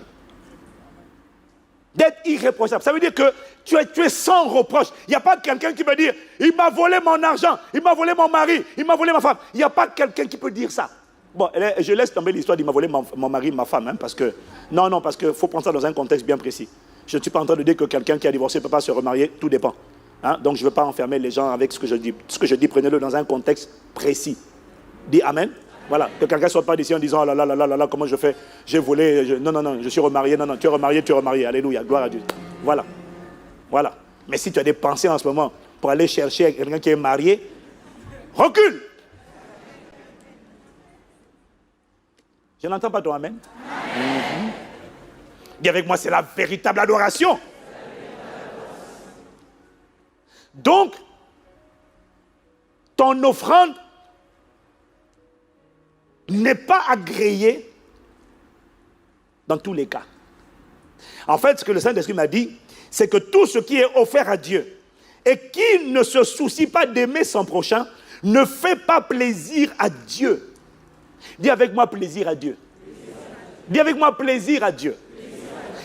Tout ce qui est offert à Dieu et qui ne se soucie pas d'aimer son prochain ne fait pas plaisir à Dieu. Et tout ce qui ne fait pas plaisir à Dieu n'est pas fait en esprit. Parce que je t'ai expliqué que l'adoration en esprit, c'est l'adoration à laquelle Dieu prend plaisir. Tout ce qui ne fait pas plaisir n'est pas spirituel, ce n'est pas en esprit. Tu vas comprendre. Dis seulement Amen. Donc, le Saint-Esprit, je lui ai demandé, mais pourquoi? Pourquoi c'est important de respecter les relations avec les frères et les sœurs et de s'assurer d'être irréprochable dans ces relations? Pourquoi? Il m'a dit, il ne prend pas plaisir à une offrande qui lui est faite alors que son image sur la terre est bafouée, méprisée, offensée. Il m'a dit, je répète, Dieu m'a dit, je ne reçois pas une offrande qui est faite, qui m'est adressée, lorsque ma propre image est méprisée. Il m'a dit, tu ne peux pas m'honorer et mépriser mon image. Or, mon image, c'est qui? C'est ton frère et ta sœur, qui a été créé à son image et à sa ressemblance. Ah oui. Dieu est soigneux de son image. Dis Amen. Dis Amen. Elle m'a dit, tu ne peux pas dire à propos de Nelson Mandela, j'aime Nelson Mandela ou je respecte Nelson Mandela, et quand l'effigie, l'image, la statue, le portrait de Nelson Mandela est là, tu méprises l'effigie, l'image, le portrait, tu le méprises, tu dis et puis tu dis j'aime Nelson Mandela que tu ne vois pas. Mais non, tu n'as pas compris que en fait le portrait, l'image, l'effigie, ça le représente lui. Dis Amen. Et l'image de Dieu, c'est ton frère. L'image de Dieu, c'est ta sœur. Voilà pourquoi Dieu dit tu ne peux pas m'honorer moi si tu méprises mon portrait. Waouh.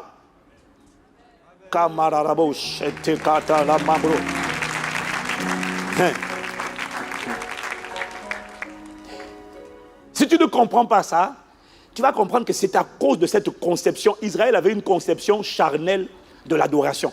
Il n'avait pas compris que l'adoration véritable en esprit, c'est celle qui fait plaisir à Dieu.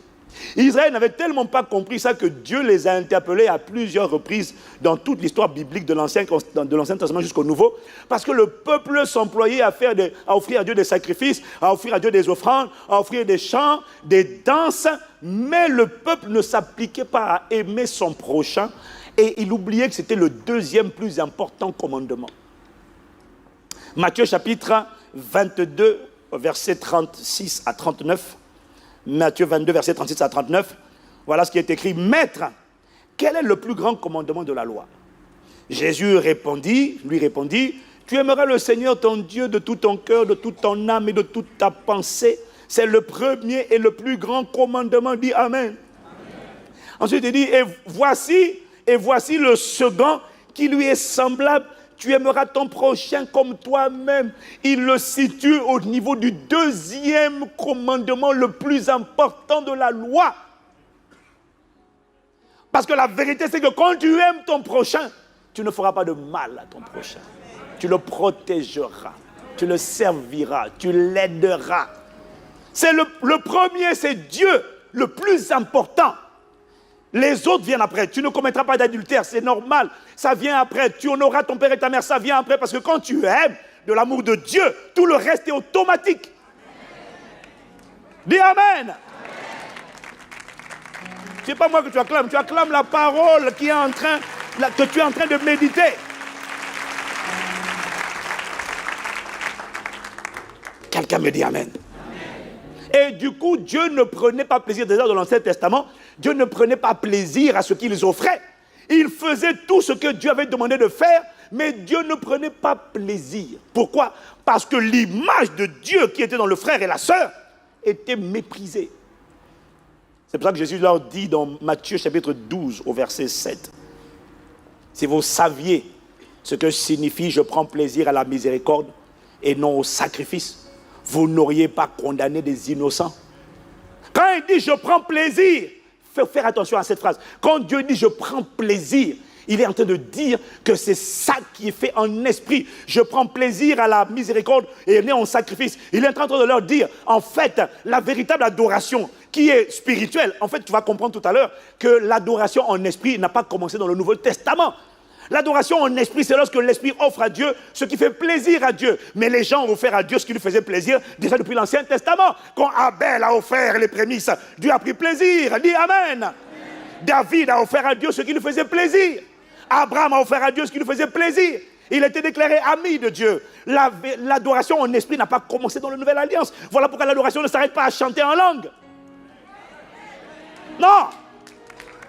Tu vas comprendre, tu vas comprendre. Tu peux acclamer, tu vas comprendre. Voilà. Et Jésus a cité un passage de l'Ancien Testament. Si vous saviez ce que signifie « je prends plaisir à la miséricorde ». Je prends plaisir, je prends plus de plaisir lorsque tu as compassion des gens plutôt que lorsque tu brûles des tas d'animaux sur le feu. C'est ce qu'il est en train de leur dire. Mais depuis l'Ancien Testament, Dieu leur parlait. Depuis l'Ancien Testament, Dieu les a interpellés sur l'adoration en esprit. Est-ce que quelqu'un me suit? Le jeûne, on l'a vu, le jeûne est une supplication. C'est un sacrifice qu'on offre à Dieu. Dis Amen. Dis Amen. Mais pour que le jeûne, mais le jeûne doit être fait en esprit. En bon? C'est quoi un jeûne en esprit? C'est un jeûne où on prie en langue du début à la fin du jeûne, pendant 40 jours, rabababa. Non. Le jeûne doit être fait en esprit. Le jeûne doit être spirituel, c'est-à-dire le jeûne doit être fait de manière à lui faire plaisir. C'est ça le jeûne véritable. Alors j'ai demandé au Seigneur, mais alors Seigneur, c'est quoi le jeûne qui te fait plaisir alors? Est-ce que c'est le jeûne d'Esther? 3 jours de jeûne, à sec, sans boire d'eau, ni manger. Seigneur, est-ce que c'est le jeûne de 12 jours? 10 jours? Combien? 21? Daniel? Ah! Ça c'est le jeûne auquel tu prends plaisir. Ou alors, c'est le jeûne que Jésus a fait. 40 jours, mon gars. Ça, quand tu fais 40 jours, Dieu dit, yes, là je prends plaisir. Il m'a dit non. Le jeûne auquel je prends plaisir, c'est-à-dire le jeûne auquel je prends plaisir, c'est-à-dire le jeûne qui est un sacrifice offert en esprit. Est-ce que quelqu'un me suit? Ah, est-ce que quelqu'un me suit? Va à Ésaïe 58, qu'elle a lu la semaine dernière, versets 6 à 8. Ésaïe 58, versets 6 à 8. Voici le jeûne auquel je prends plaisir. C'est-à-dire, voici le jeûne spirituel. Voici le jeûne qui sera reçu. Attends, ça veut dire que tu peux jeûner, mais le jeûne là n'est pas fait en esprit, il n'est pas fait selon Dieu. Tu vas comprendre, dis seulement Amen. Voici le jeûne auquel je prends plaisir. Détache les chaînes de la méchanceté. Hein? Tu es toujours méchant. Tout le monde dit que tu es méchant. Tu dis, non, tu es méchant. Hein? Tu n'es pas, mais tu te comportes comme le méchant. Tu n'es pas méchant ou méchante. Détache les chaînes de la méchanceté. Dénoue les liens de la servitude. Renvoie libre les opprimés. Et que l'on rompe toute espèce de joug. Les jougs que tu mets sur les gens, libère-les. La condamnation, la culpabilité, les accusations. Libère les gens de ces jougs, libère-les. Partage ton pain avec celui qui a faim. Et fais entrer dans ta maison les malheureux sans asile. Bon, moi je mets quand même attention. Parce que les malheureux sans asile, fais attention à qui tu accueilles chez toi. Parce qu'il y a des gens qui sont sans asile. Quand ils viennent chez toi, la sorcellerie est rentrée chez toi, la poisse est rentrée. C'est-à-dire que ce sont des Jonas. Fais attention, on n'accueille pas. Il y a des gens qui sont des manipulateurs, des voleurs, des picassiers, des escrocs. Ils te disent, non mais Dieu a dit d'accueillir. Non, maman, pas toi. J'accueille tout le monde, pas toi. Voilà pourquoi il faut toujours lire un texte avec discernement. Quelque chose qui est écrit, tu dois toujours demander au Saint-Esprit quelle est ta volonté. La parole écrite dit ceci, mais que dit l'Esprit aujourd'hui? Sinon, tu vas accueillir des démons à la maison. Ça ne t'arrivera pas au nom de Jésus. Oui.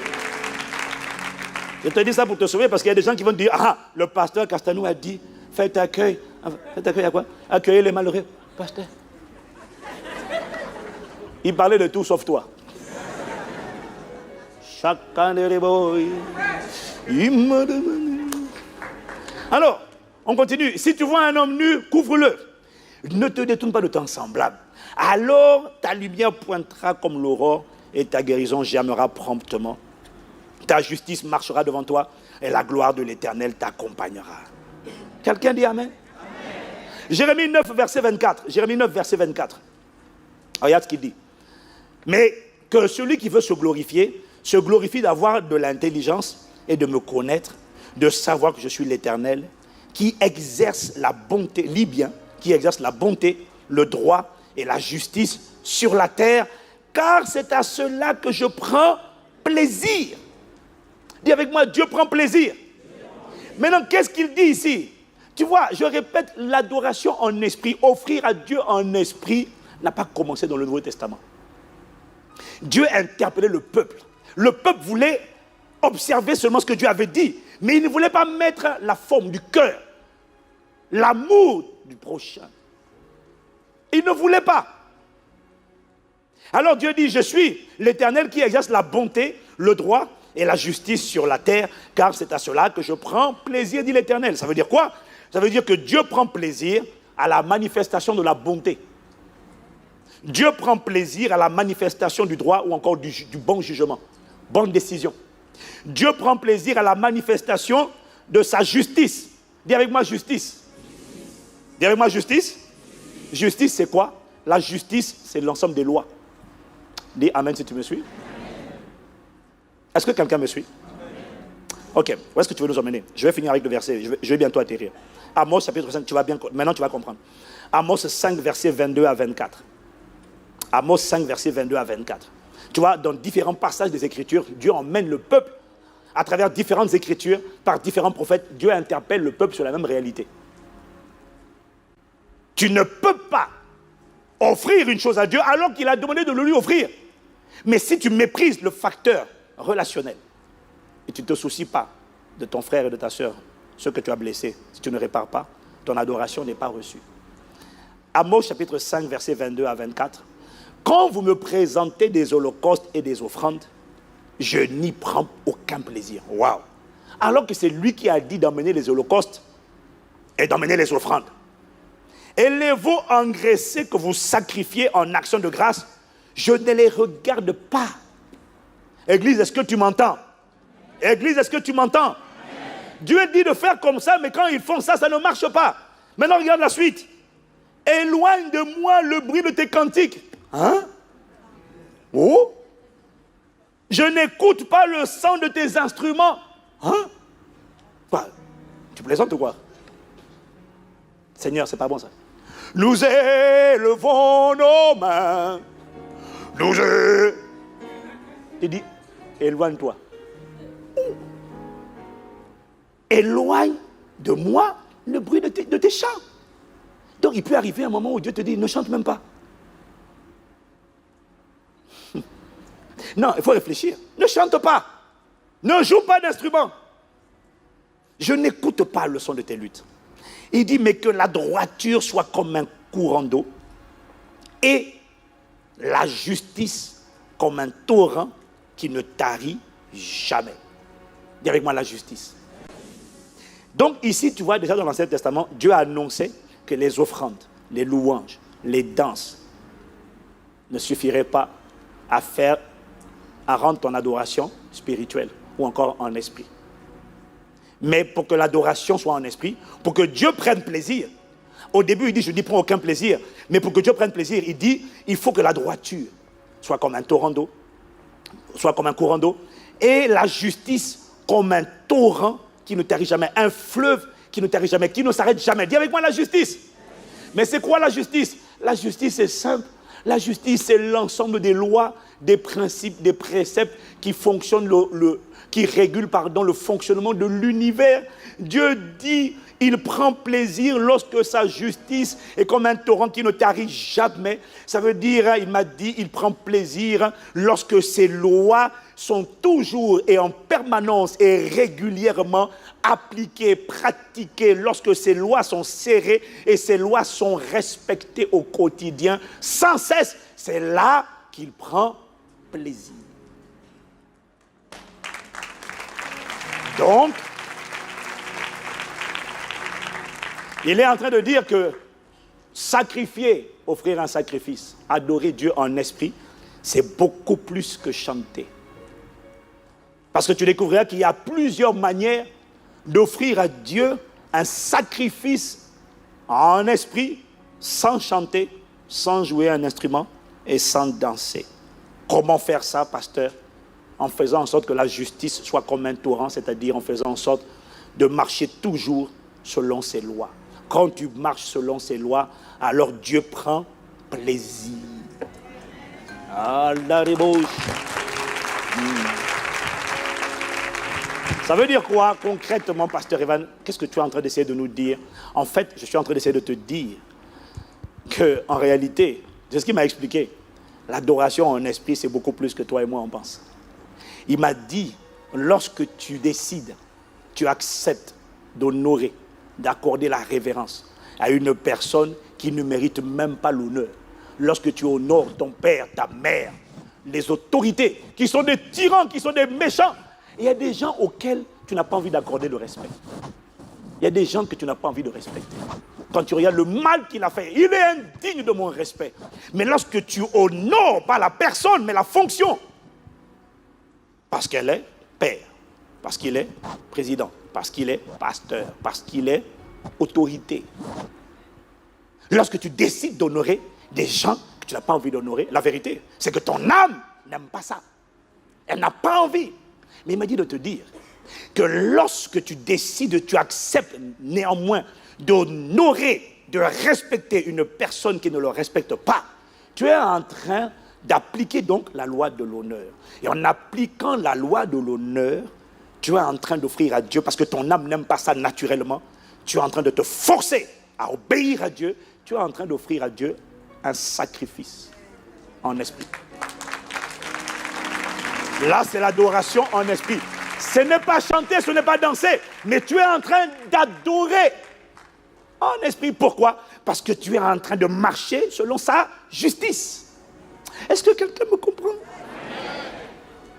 Lorsque tu décides d'être fidèle à ce qu'on t'a confié, on t'a confié une tâche, un travail. Lorsque, malgré les mauvais traitements, on ne te paye pas bien, on ne t'augmente pas, on ne te loue pas, on ne te célèbre pas, mais on t'a donné le travail. Et lorsque tu mets le cœur à l'ouvrage et que tu t'appliques à être soigné, diligent, méticuleux, à être perfectionniste, à être rigoureux, à bien faire le travail, même si personne ne t'apprécie, personne ne t'encourage, même si on t'injurie. Non, lorsque tu ne méprises pas le travail parce que les gens te méprisent, non, lorsque tu fais le travail de manière soignée, en réalité, malgré les mauvais traitements, tu sais que tu es en train d'appliquer ce qu'on appelle la loi de la fidélité. Et lorsque tu es en train d'appliquer la loi de la fidélité, parce qu'en réalité, ta chair n'aime tellement pas ça, que ta chair dit à ton âme, révèle-toi, rends une pâle copie, fais aussi un sale travail. Tu dis non, je ferai un travail excellent, même si on ne le reconnaît pas. Est-ce que tu sais, parce que ça fait mal à ton âme, mais lorsque tu le fais, lorsque tu es excellent et diligent et fidèle, tu es en train d'adorer, de sacrifier en esprit.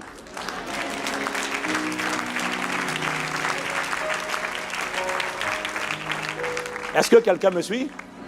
Lorsque tu donnes chaque mois, à chaque revenu, lorsque tu donnes la dîme, Pas une partie de revenu. Non, lorsque tu donnes au minimum 10%, tant que ça n'a pas fait 10%, ce n'est pas un esprit. Mais lorsque tu as donné 10%, lorsque tu donnes tes premiers revenus, tu les amènes à Dieu, tu n'as pas chanté, tu n'as pas dansé, mais cet acte que tu viens de poser est un acte d'adoration en esprit. Parce que tu as offert en esprit, parce que tu as offert ce que la loi exige.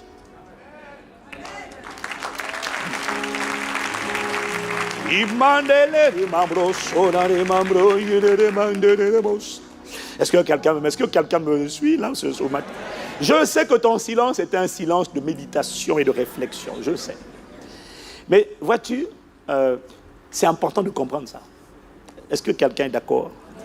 C'est important de comprendre. Les amis, il faut quitter la superficialité. Il faut aller dans la profondeur. Nous voulons des adorations où le feu descend.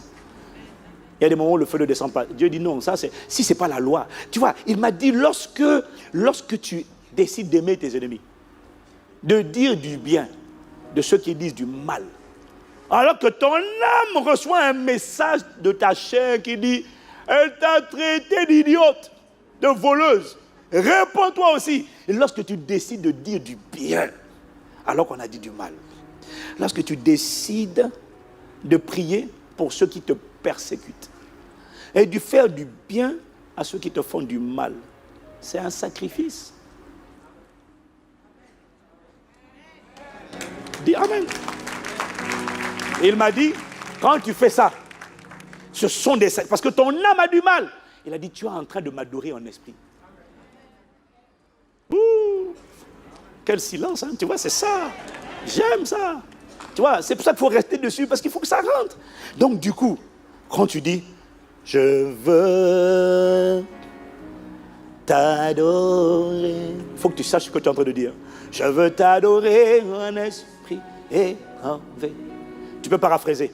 Je veux marcher selon la loi de la sainteté.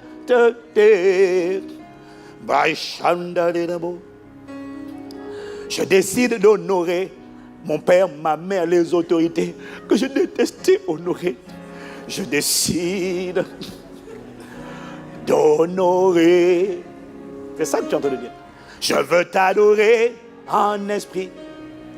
Est-ce que tu sais, enfant, Colossiens 3, verset 20, il dit, enfant, obéissez en toutes choses à vos parents, car cela est agréable dans le Seigneur. J'ai regardé en grec pour toi, ça veut dire, cela lui fait plaisir. Est-ce que tu sais qu'obéir, quand on est jeune, hein, pas quand on est à compte, pas quand pas non. Ça c'est quand on est encore enfant. Enfant, est-ce que tu sais qu'obéir à tes parents, c'est l'adoration? Parce que Dieu prend plaisir à... Tu vois, Dieu n'attend pas de toi que tu lèves les mains, que tu danses, tu chantes. Si tu méprises ton père, tu dis à ta mère, oh casse-toi toi, hein, petit. Tu as 15 ans, 14 ans, tu dis à ta maman, casse-toi, catabo. Et puis tu vas à l'église, tu dis, je veux t'adorer. Non, tu es en train de dire quelque chose que tu ne comprends pas. Quand tu dis, je veux t'adorer, tu dois comprendre que tu es en train de dire, je veux me conformer à tes lois. Je veux respecter ta justice. Parce que c'est ça qui te fait plaisir.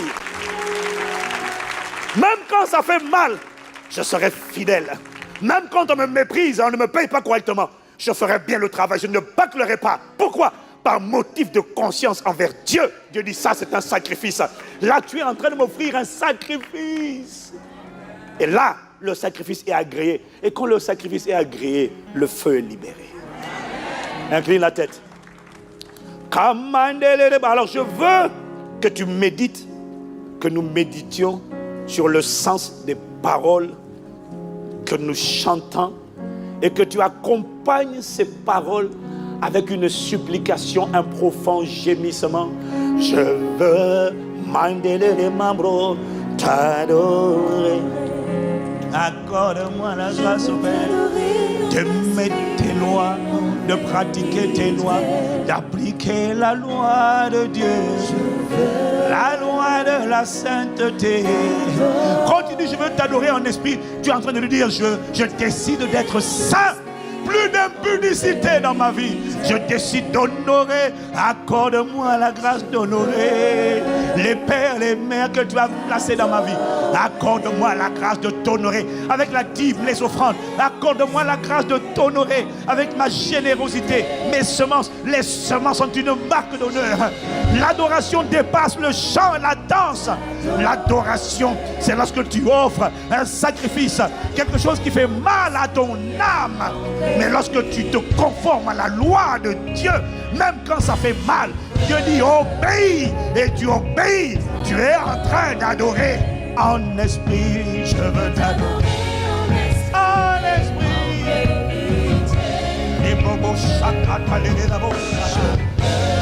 Lorsque tu marches dans l'humilité, lorsque tu appliques la loi de l'humilité, lorsque tu t'humilies devant Dieu, sans chanter, sans danser, tu es en train d'adorer. Lorsque tu t'humilies devant les hommes, lorsque tu ne te trouves pas trop grand, trop puissant, trop important, au point de t'humilier devant les autres, lorsque tu n'as pas honte de t'humilier, de demander pardon, de faire profil bas, ça c'est l'humilité. Dieu résiste aux orgueilleux, il fait grâce aux humbles. Lorsque tu es humble, tu es en train de respecter la loi de l'humilité. Est-ce que tu sais que tu es en train d'adorer Dieu en esprit? Oh, je veux, devant tes lois, je veux être gardant. Je veux me soumettre, même si mon âme n'aime pas ça. Accorde-moi d'aimer la parole. Accorde-moi de marcher selon la parole.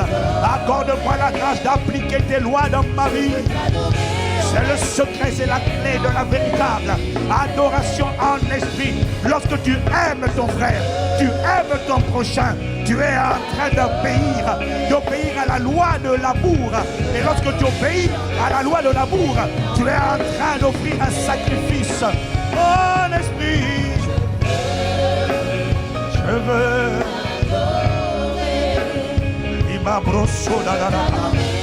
lorsque tu dis je veux t'adorer en esprit, tu ne dis plus qu'importe le mal que je fais aux gens ou qu'ils disent que je leur ai fait, ce n'est pas mon problème. Non, lorsque tu adores en esprit, tu dis autant que cela dépend de moi, j'irai vers mon frère, j'irai vers ma soeur. S'il accepte la réconciliation, si elle accepte la paix, autant que cela dépend de moi, je vais apaiser son cœur. Si je dois demander pardon, je demanderai pardon. Si je n'y suis pour rien, je dirai je n'y suis pour rien du tout. Mais que Dieu apaise ton cœur. Mais tu ne peux pas dire ce que les autres sentent, je n'en ai rien à faire. Jésus dit pose dans l'offrande. Tu n'as pas compris. L'adoration en esprit doit être l'adoration en esprit, doit se conformer au respect de mes lois. Il y a plusieurs dès lors. Tu comprends qu'il y a plusieurs expressions d'adoration en esprit, au-delà des chants, au-delà des danses, au-delà des instruments, au-delà des cantiques. Accorde-nous, Père juste et saint, d'être des véritables adorateurs. Oh, je veux. Et la mabrouche, la cadre de bouche. Et famille de bouche. Et malade de la baba, brillante de bouche. Ah, ma paix. Oh, je veux.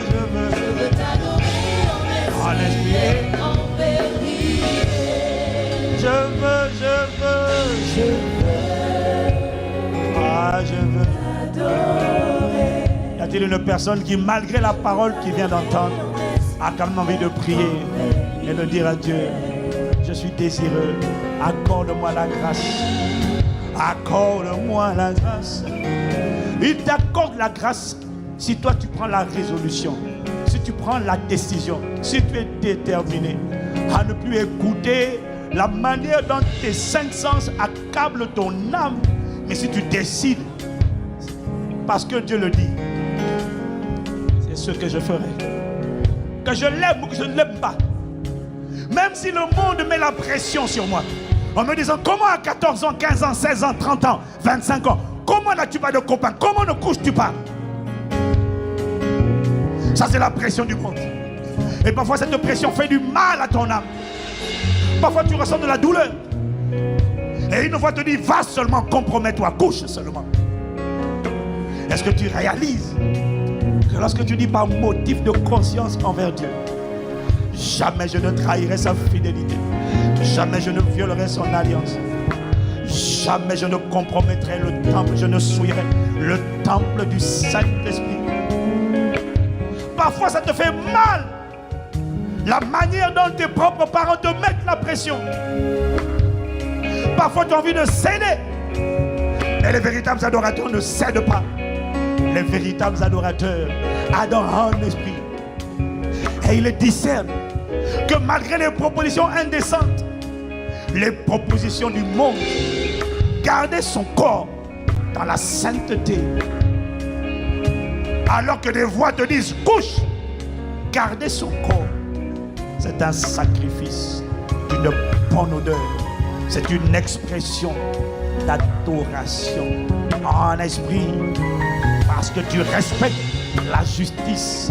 Et lorsque tu le fais tous les jours, alors dans ta vie, la justice coule comme un fleuve qui ne tarit jamais. Parce que chaque jour, tu t'appliques à serrer sa parole et à te conformer à la loi, au principe. Parce que les lois gouvernent l'univers. Et lorsque tu le fais, sans chanter, sans danser, tu es en train d'offrir un sacrifice d'adoration. Accorde-nous la grâce, Père. Je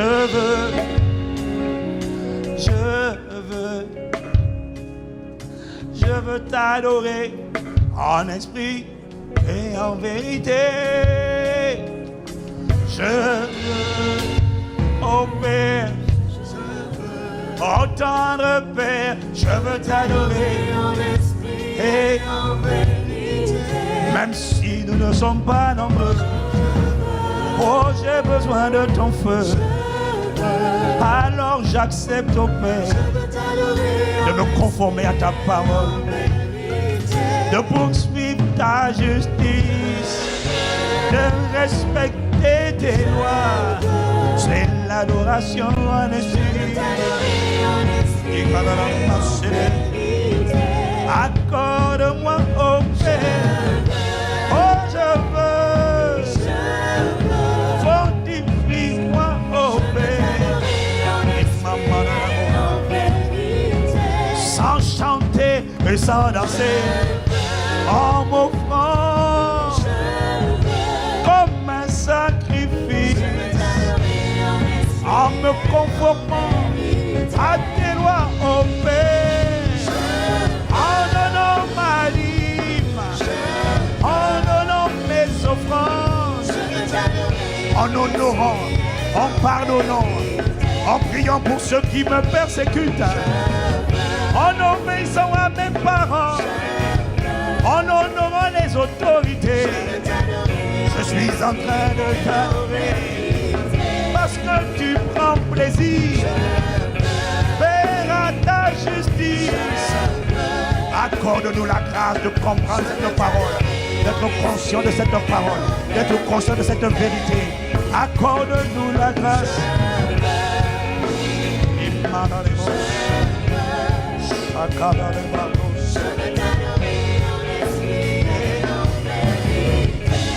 Oh je veux, oh je veux. Lève les mains si tu réclames la grâce. Parce que tu as besoin de la grâce pour obéir à la parole. Mais si tu es déjà d'accord avec la parole, mais que tu reconnais que tu as besoin de sa grâce pour honorer, même quand ton âme n'a pas envie de t'honorer. Wow. Il dit, je sais que ça fait mal, mais c'est ça le sacrifice. Je sais que ça fait mal de te préserver, mais c'est ça le sacrifice. Au-delà des chants, au-delà des cantiques et des instruments, oh Père, je suis d'accord. Je reconnais, je n'ai pas la capacité, mais j'ai la volonté, je suis résolu. Accorde-moi la grâce au Père. C'est le secret de l'adoration en esprit C'est la condition pour que le feu descende sur ta vie. Il descende chaque jour. Il faut que tu obéisses chaque jour. Il faut que tu honores chaque jour. Que tu aimes chaque jour. Que tu pardonnes chaque jour. Ainsi le feu descendra chaque jour. Lorsque tu associeras la sincérité.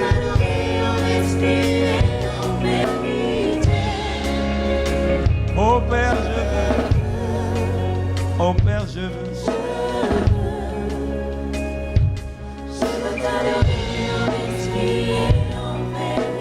Je vais te laisser 1 minute, tu vas élever, chacun va élever la voix pour lui-même. Élève la voix. Je sens juste que tu vas recommander ton cœur. Nous allons recommander nos cœurs. Demande pardon à Dieu pour ce que tu n'avais pas compris. Demande pardon à Dieu pour ce que tu n'avais pas compris. Tu vois, à force d'écouter ces enseignements, tu commences à comprendre que ce sont des messages qui avaient déjà été annoncés hier, il y a plusieurs années, il y a plusieurs mois, qui reviennent aujourd'hui, mais que je comprends mieux. Je te demande pardon. Je n'avais pas compris qu'en fait, respecter les lois. En fait, je suivais mon âme. Quand je n'ai pas envie, je ne faisais pas. Je savais que je devais faire, mais je ne faisais pas. Mais aujourd'hui, je réalise qu'en faisant ce que mon âme n'a pas envie de faire, mais que Dieu dit de faire, je suis en train d'adorer en esprit. Oh, accorde-moi la grâce de comprendre que ça va au-delà de chanter. Ça va au-delà de chanter. Ça va au-delà de jeûner. En marchant dans l'amour, dans la miséricorde, la compassion, l'assistance, la solidarité, je suis en train de manifester de l'amour et de l'attention envers mon prochain. Je suis en train d'adorer en esprit. Ah, élève la voix, élève.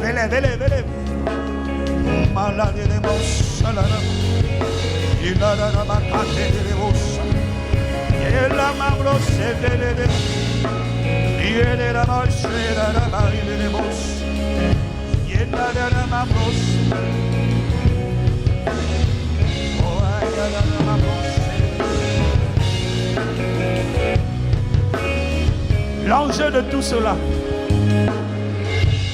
l'enjeu, c'est le feu. Et il y a un feu sans précédent dont tu as besoin et que tu désires. Mais pour que ce feu arrive dans une dimension sans précédent, il me demande, Église, es-tu prêt à marcher dans ma justice et à m'offrir ce que je désire, ce en quoi je prends plaisir? Je prends plaisir à ma justice, au respect de mes lois. Veux-tu continuer de laisser ton âme influencée par ta chair contrôler tes mouvements? Ou est-ce que tu dis à ton âme, mon âme, on va obéir, on va marcher sur la parole, on va serrer cette parole, on va honorer, on va pardonner, on va être saint comme il est saint, on va donner, on va semer, on va libérer la dîme, libérer les prémices. Mon âme, nous serons fidèles. Même si personne ne t'apprécie, même si on ne t'augmente pas, mon âme fait le travail de manière soignée. Rappelle-toi, mon âme, quelqu'un quelque part te regarde. Sois soigné et appliqué et diligent par motif de conscience envers Dieu. Même quand ton âme a mal, fais-le. C'est ainsi que tu adores, tu sacrifies à Dieu en esprit et en vérité. Parce que tu te conformes à ses lois et que Dieu prend plaisir au respect de ses lois. Voilà pourquoi avant le Nouveau Testament, Abel a été approuvé. Abraham a été approuvé. David a été approuvé. Joseph a été approuvé et élevé. L'adoration en esprit ne date pas d'aujourd'hui. Mais hier comme aujourd'hui, le peuple ne voulait pas faire ce que Dieu demandait. Il disait c'est le geste qui compte. Il voulait rester dans les rituels extérieurs, les postures, les gestes, ce qui est visible aux yeux des hommes. Seigneur, merci. Parce que par ta grâce, il y a trop de vie en jeu. notre propre destinée est en jeu. Il y a une guerre derrière. L'ennemi se renforce dehors. Il y a une guerre dehors. Nous ne pouvons pas nous permettre d'être superficiels, légers, vaincus. Alors il y a un prix à payer. Accorde-nous la grâce d'obéir, de ne plus écouter l'âme, mais de dire à l'âme, tu iras là, tu obéiras. Et lorsque tu disciplines ton âme, tu adores en esprit. Waouh, merci. Accorde-nous la grâce de réfléchir et de réfléchir et de réfléchir. Et au final, de nous abandonner. Merci. Parce que désormais, l'Église va dans la dimension où elle t'adorera en vérité et également en esprit. Et en t'adorant en esprit, en respectant tes lois, en réalité, il me dit, chaque fois que tu respectes ces lois, là maintenant, tu peux lever les mains parce qu'en fait, c'est exactement ce que tu fais. Lorsque tu respectes les lois, tu lui donnes le pouvoir de contrôler et de bâtir ta vie. Lorsque tu respectes ces lois, tu peux lever les deux mains parce que tu es vraiment en train de t'abandonner. Mais si tu ne respectes pas la loi, tes deux mains levées ne sont pas vraies. Tes deux mains levées ne sont pas levées en esprit. En esprit, c'est lorsque tu disciplines ton âme, tu l'emmènes à m'obéir. Seigneur, merci. Nous comptons sur ta grâce. Lève les mains. Nous recevons la grâce d'adorer en esprit et en vérité. Nous avons la volonté, mais c'est ta capacité qui le fera. Honneur, louange et gloire à toi. Il y a compassion de nous et la parole que tu envoies révèle les projets que tu prépares. Mets-nous en ordre. Merci. Parce que le feu qui arrive est un feu qui n'aura jamais été expérimenté, parce que ce ne sera plus une poignée de personnes qui adoreront en esprit et en vérité. Mais ça sera un peuple. Honneur, louange et gloire à toi qui fais cette œuvre et qui bâtit cette église embrasée, enflammée. Dans le nom de Jésus le Christ, nous avons ainsi prié. Avec action de grâce. Amen, amen, amen. Je veux.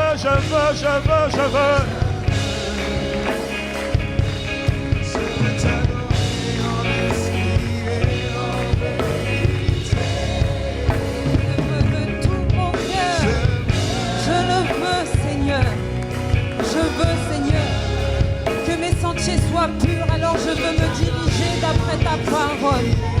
Je veux, Seigneur, t'adorer, Seigneur, t'aimer en profondeur. Alors je veux serrer ta parole dans mon cœur. Merci pour cette parole, pour la grâce libérée avec cette parole, pour me propulser dans la gloire, dans une adoration qui emmène ta gloire sur cette terre. Je le veux de tout mon cœur. Je veux être le sacrifice sur lequel ton feu descendra, sur lequel ta grâce descendra, pour montrer à ce monde que tu es le vrai Dieu, le véritable Dieu. Et je veux de tout mon cœur t'acclamer, Seigneur, te dire merci pour cette parole, te dire ma reconnaissance. À toi la louange, à toi toute la gloire, à toi tous les honneurs, toute l'acclamation, dans le nom puissant et merveilleux de Jésus. Alléluia. Est-ce que nous pouvons encore acclamer la présence de notre Dieu? Alléluia. Amen.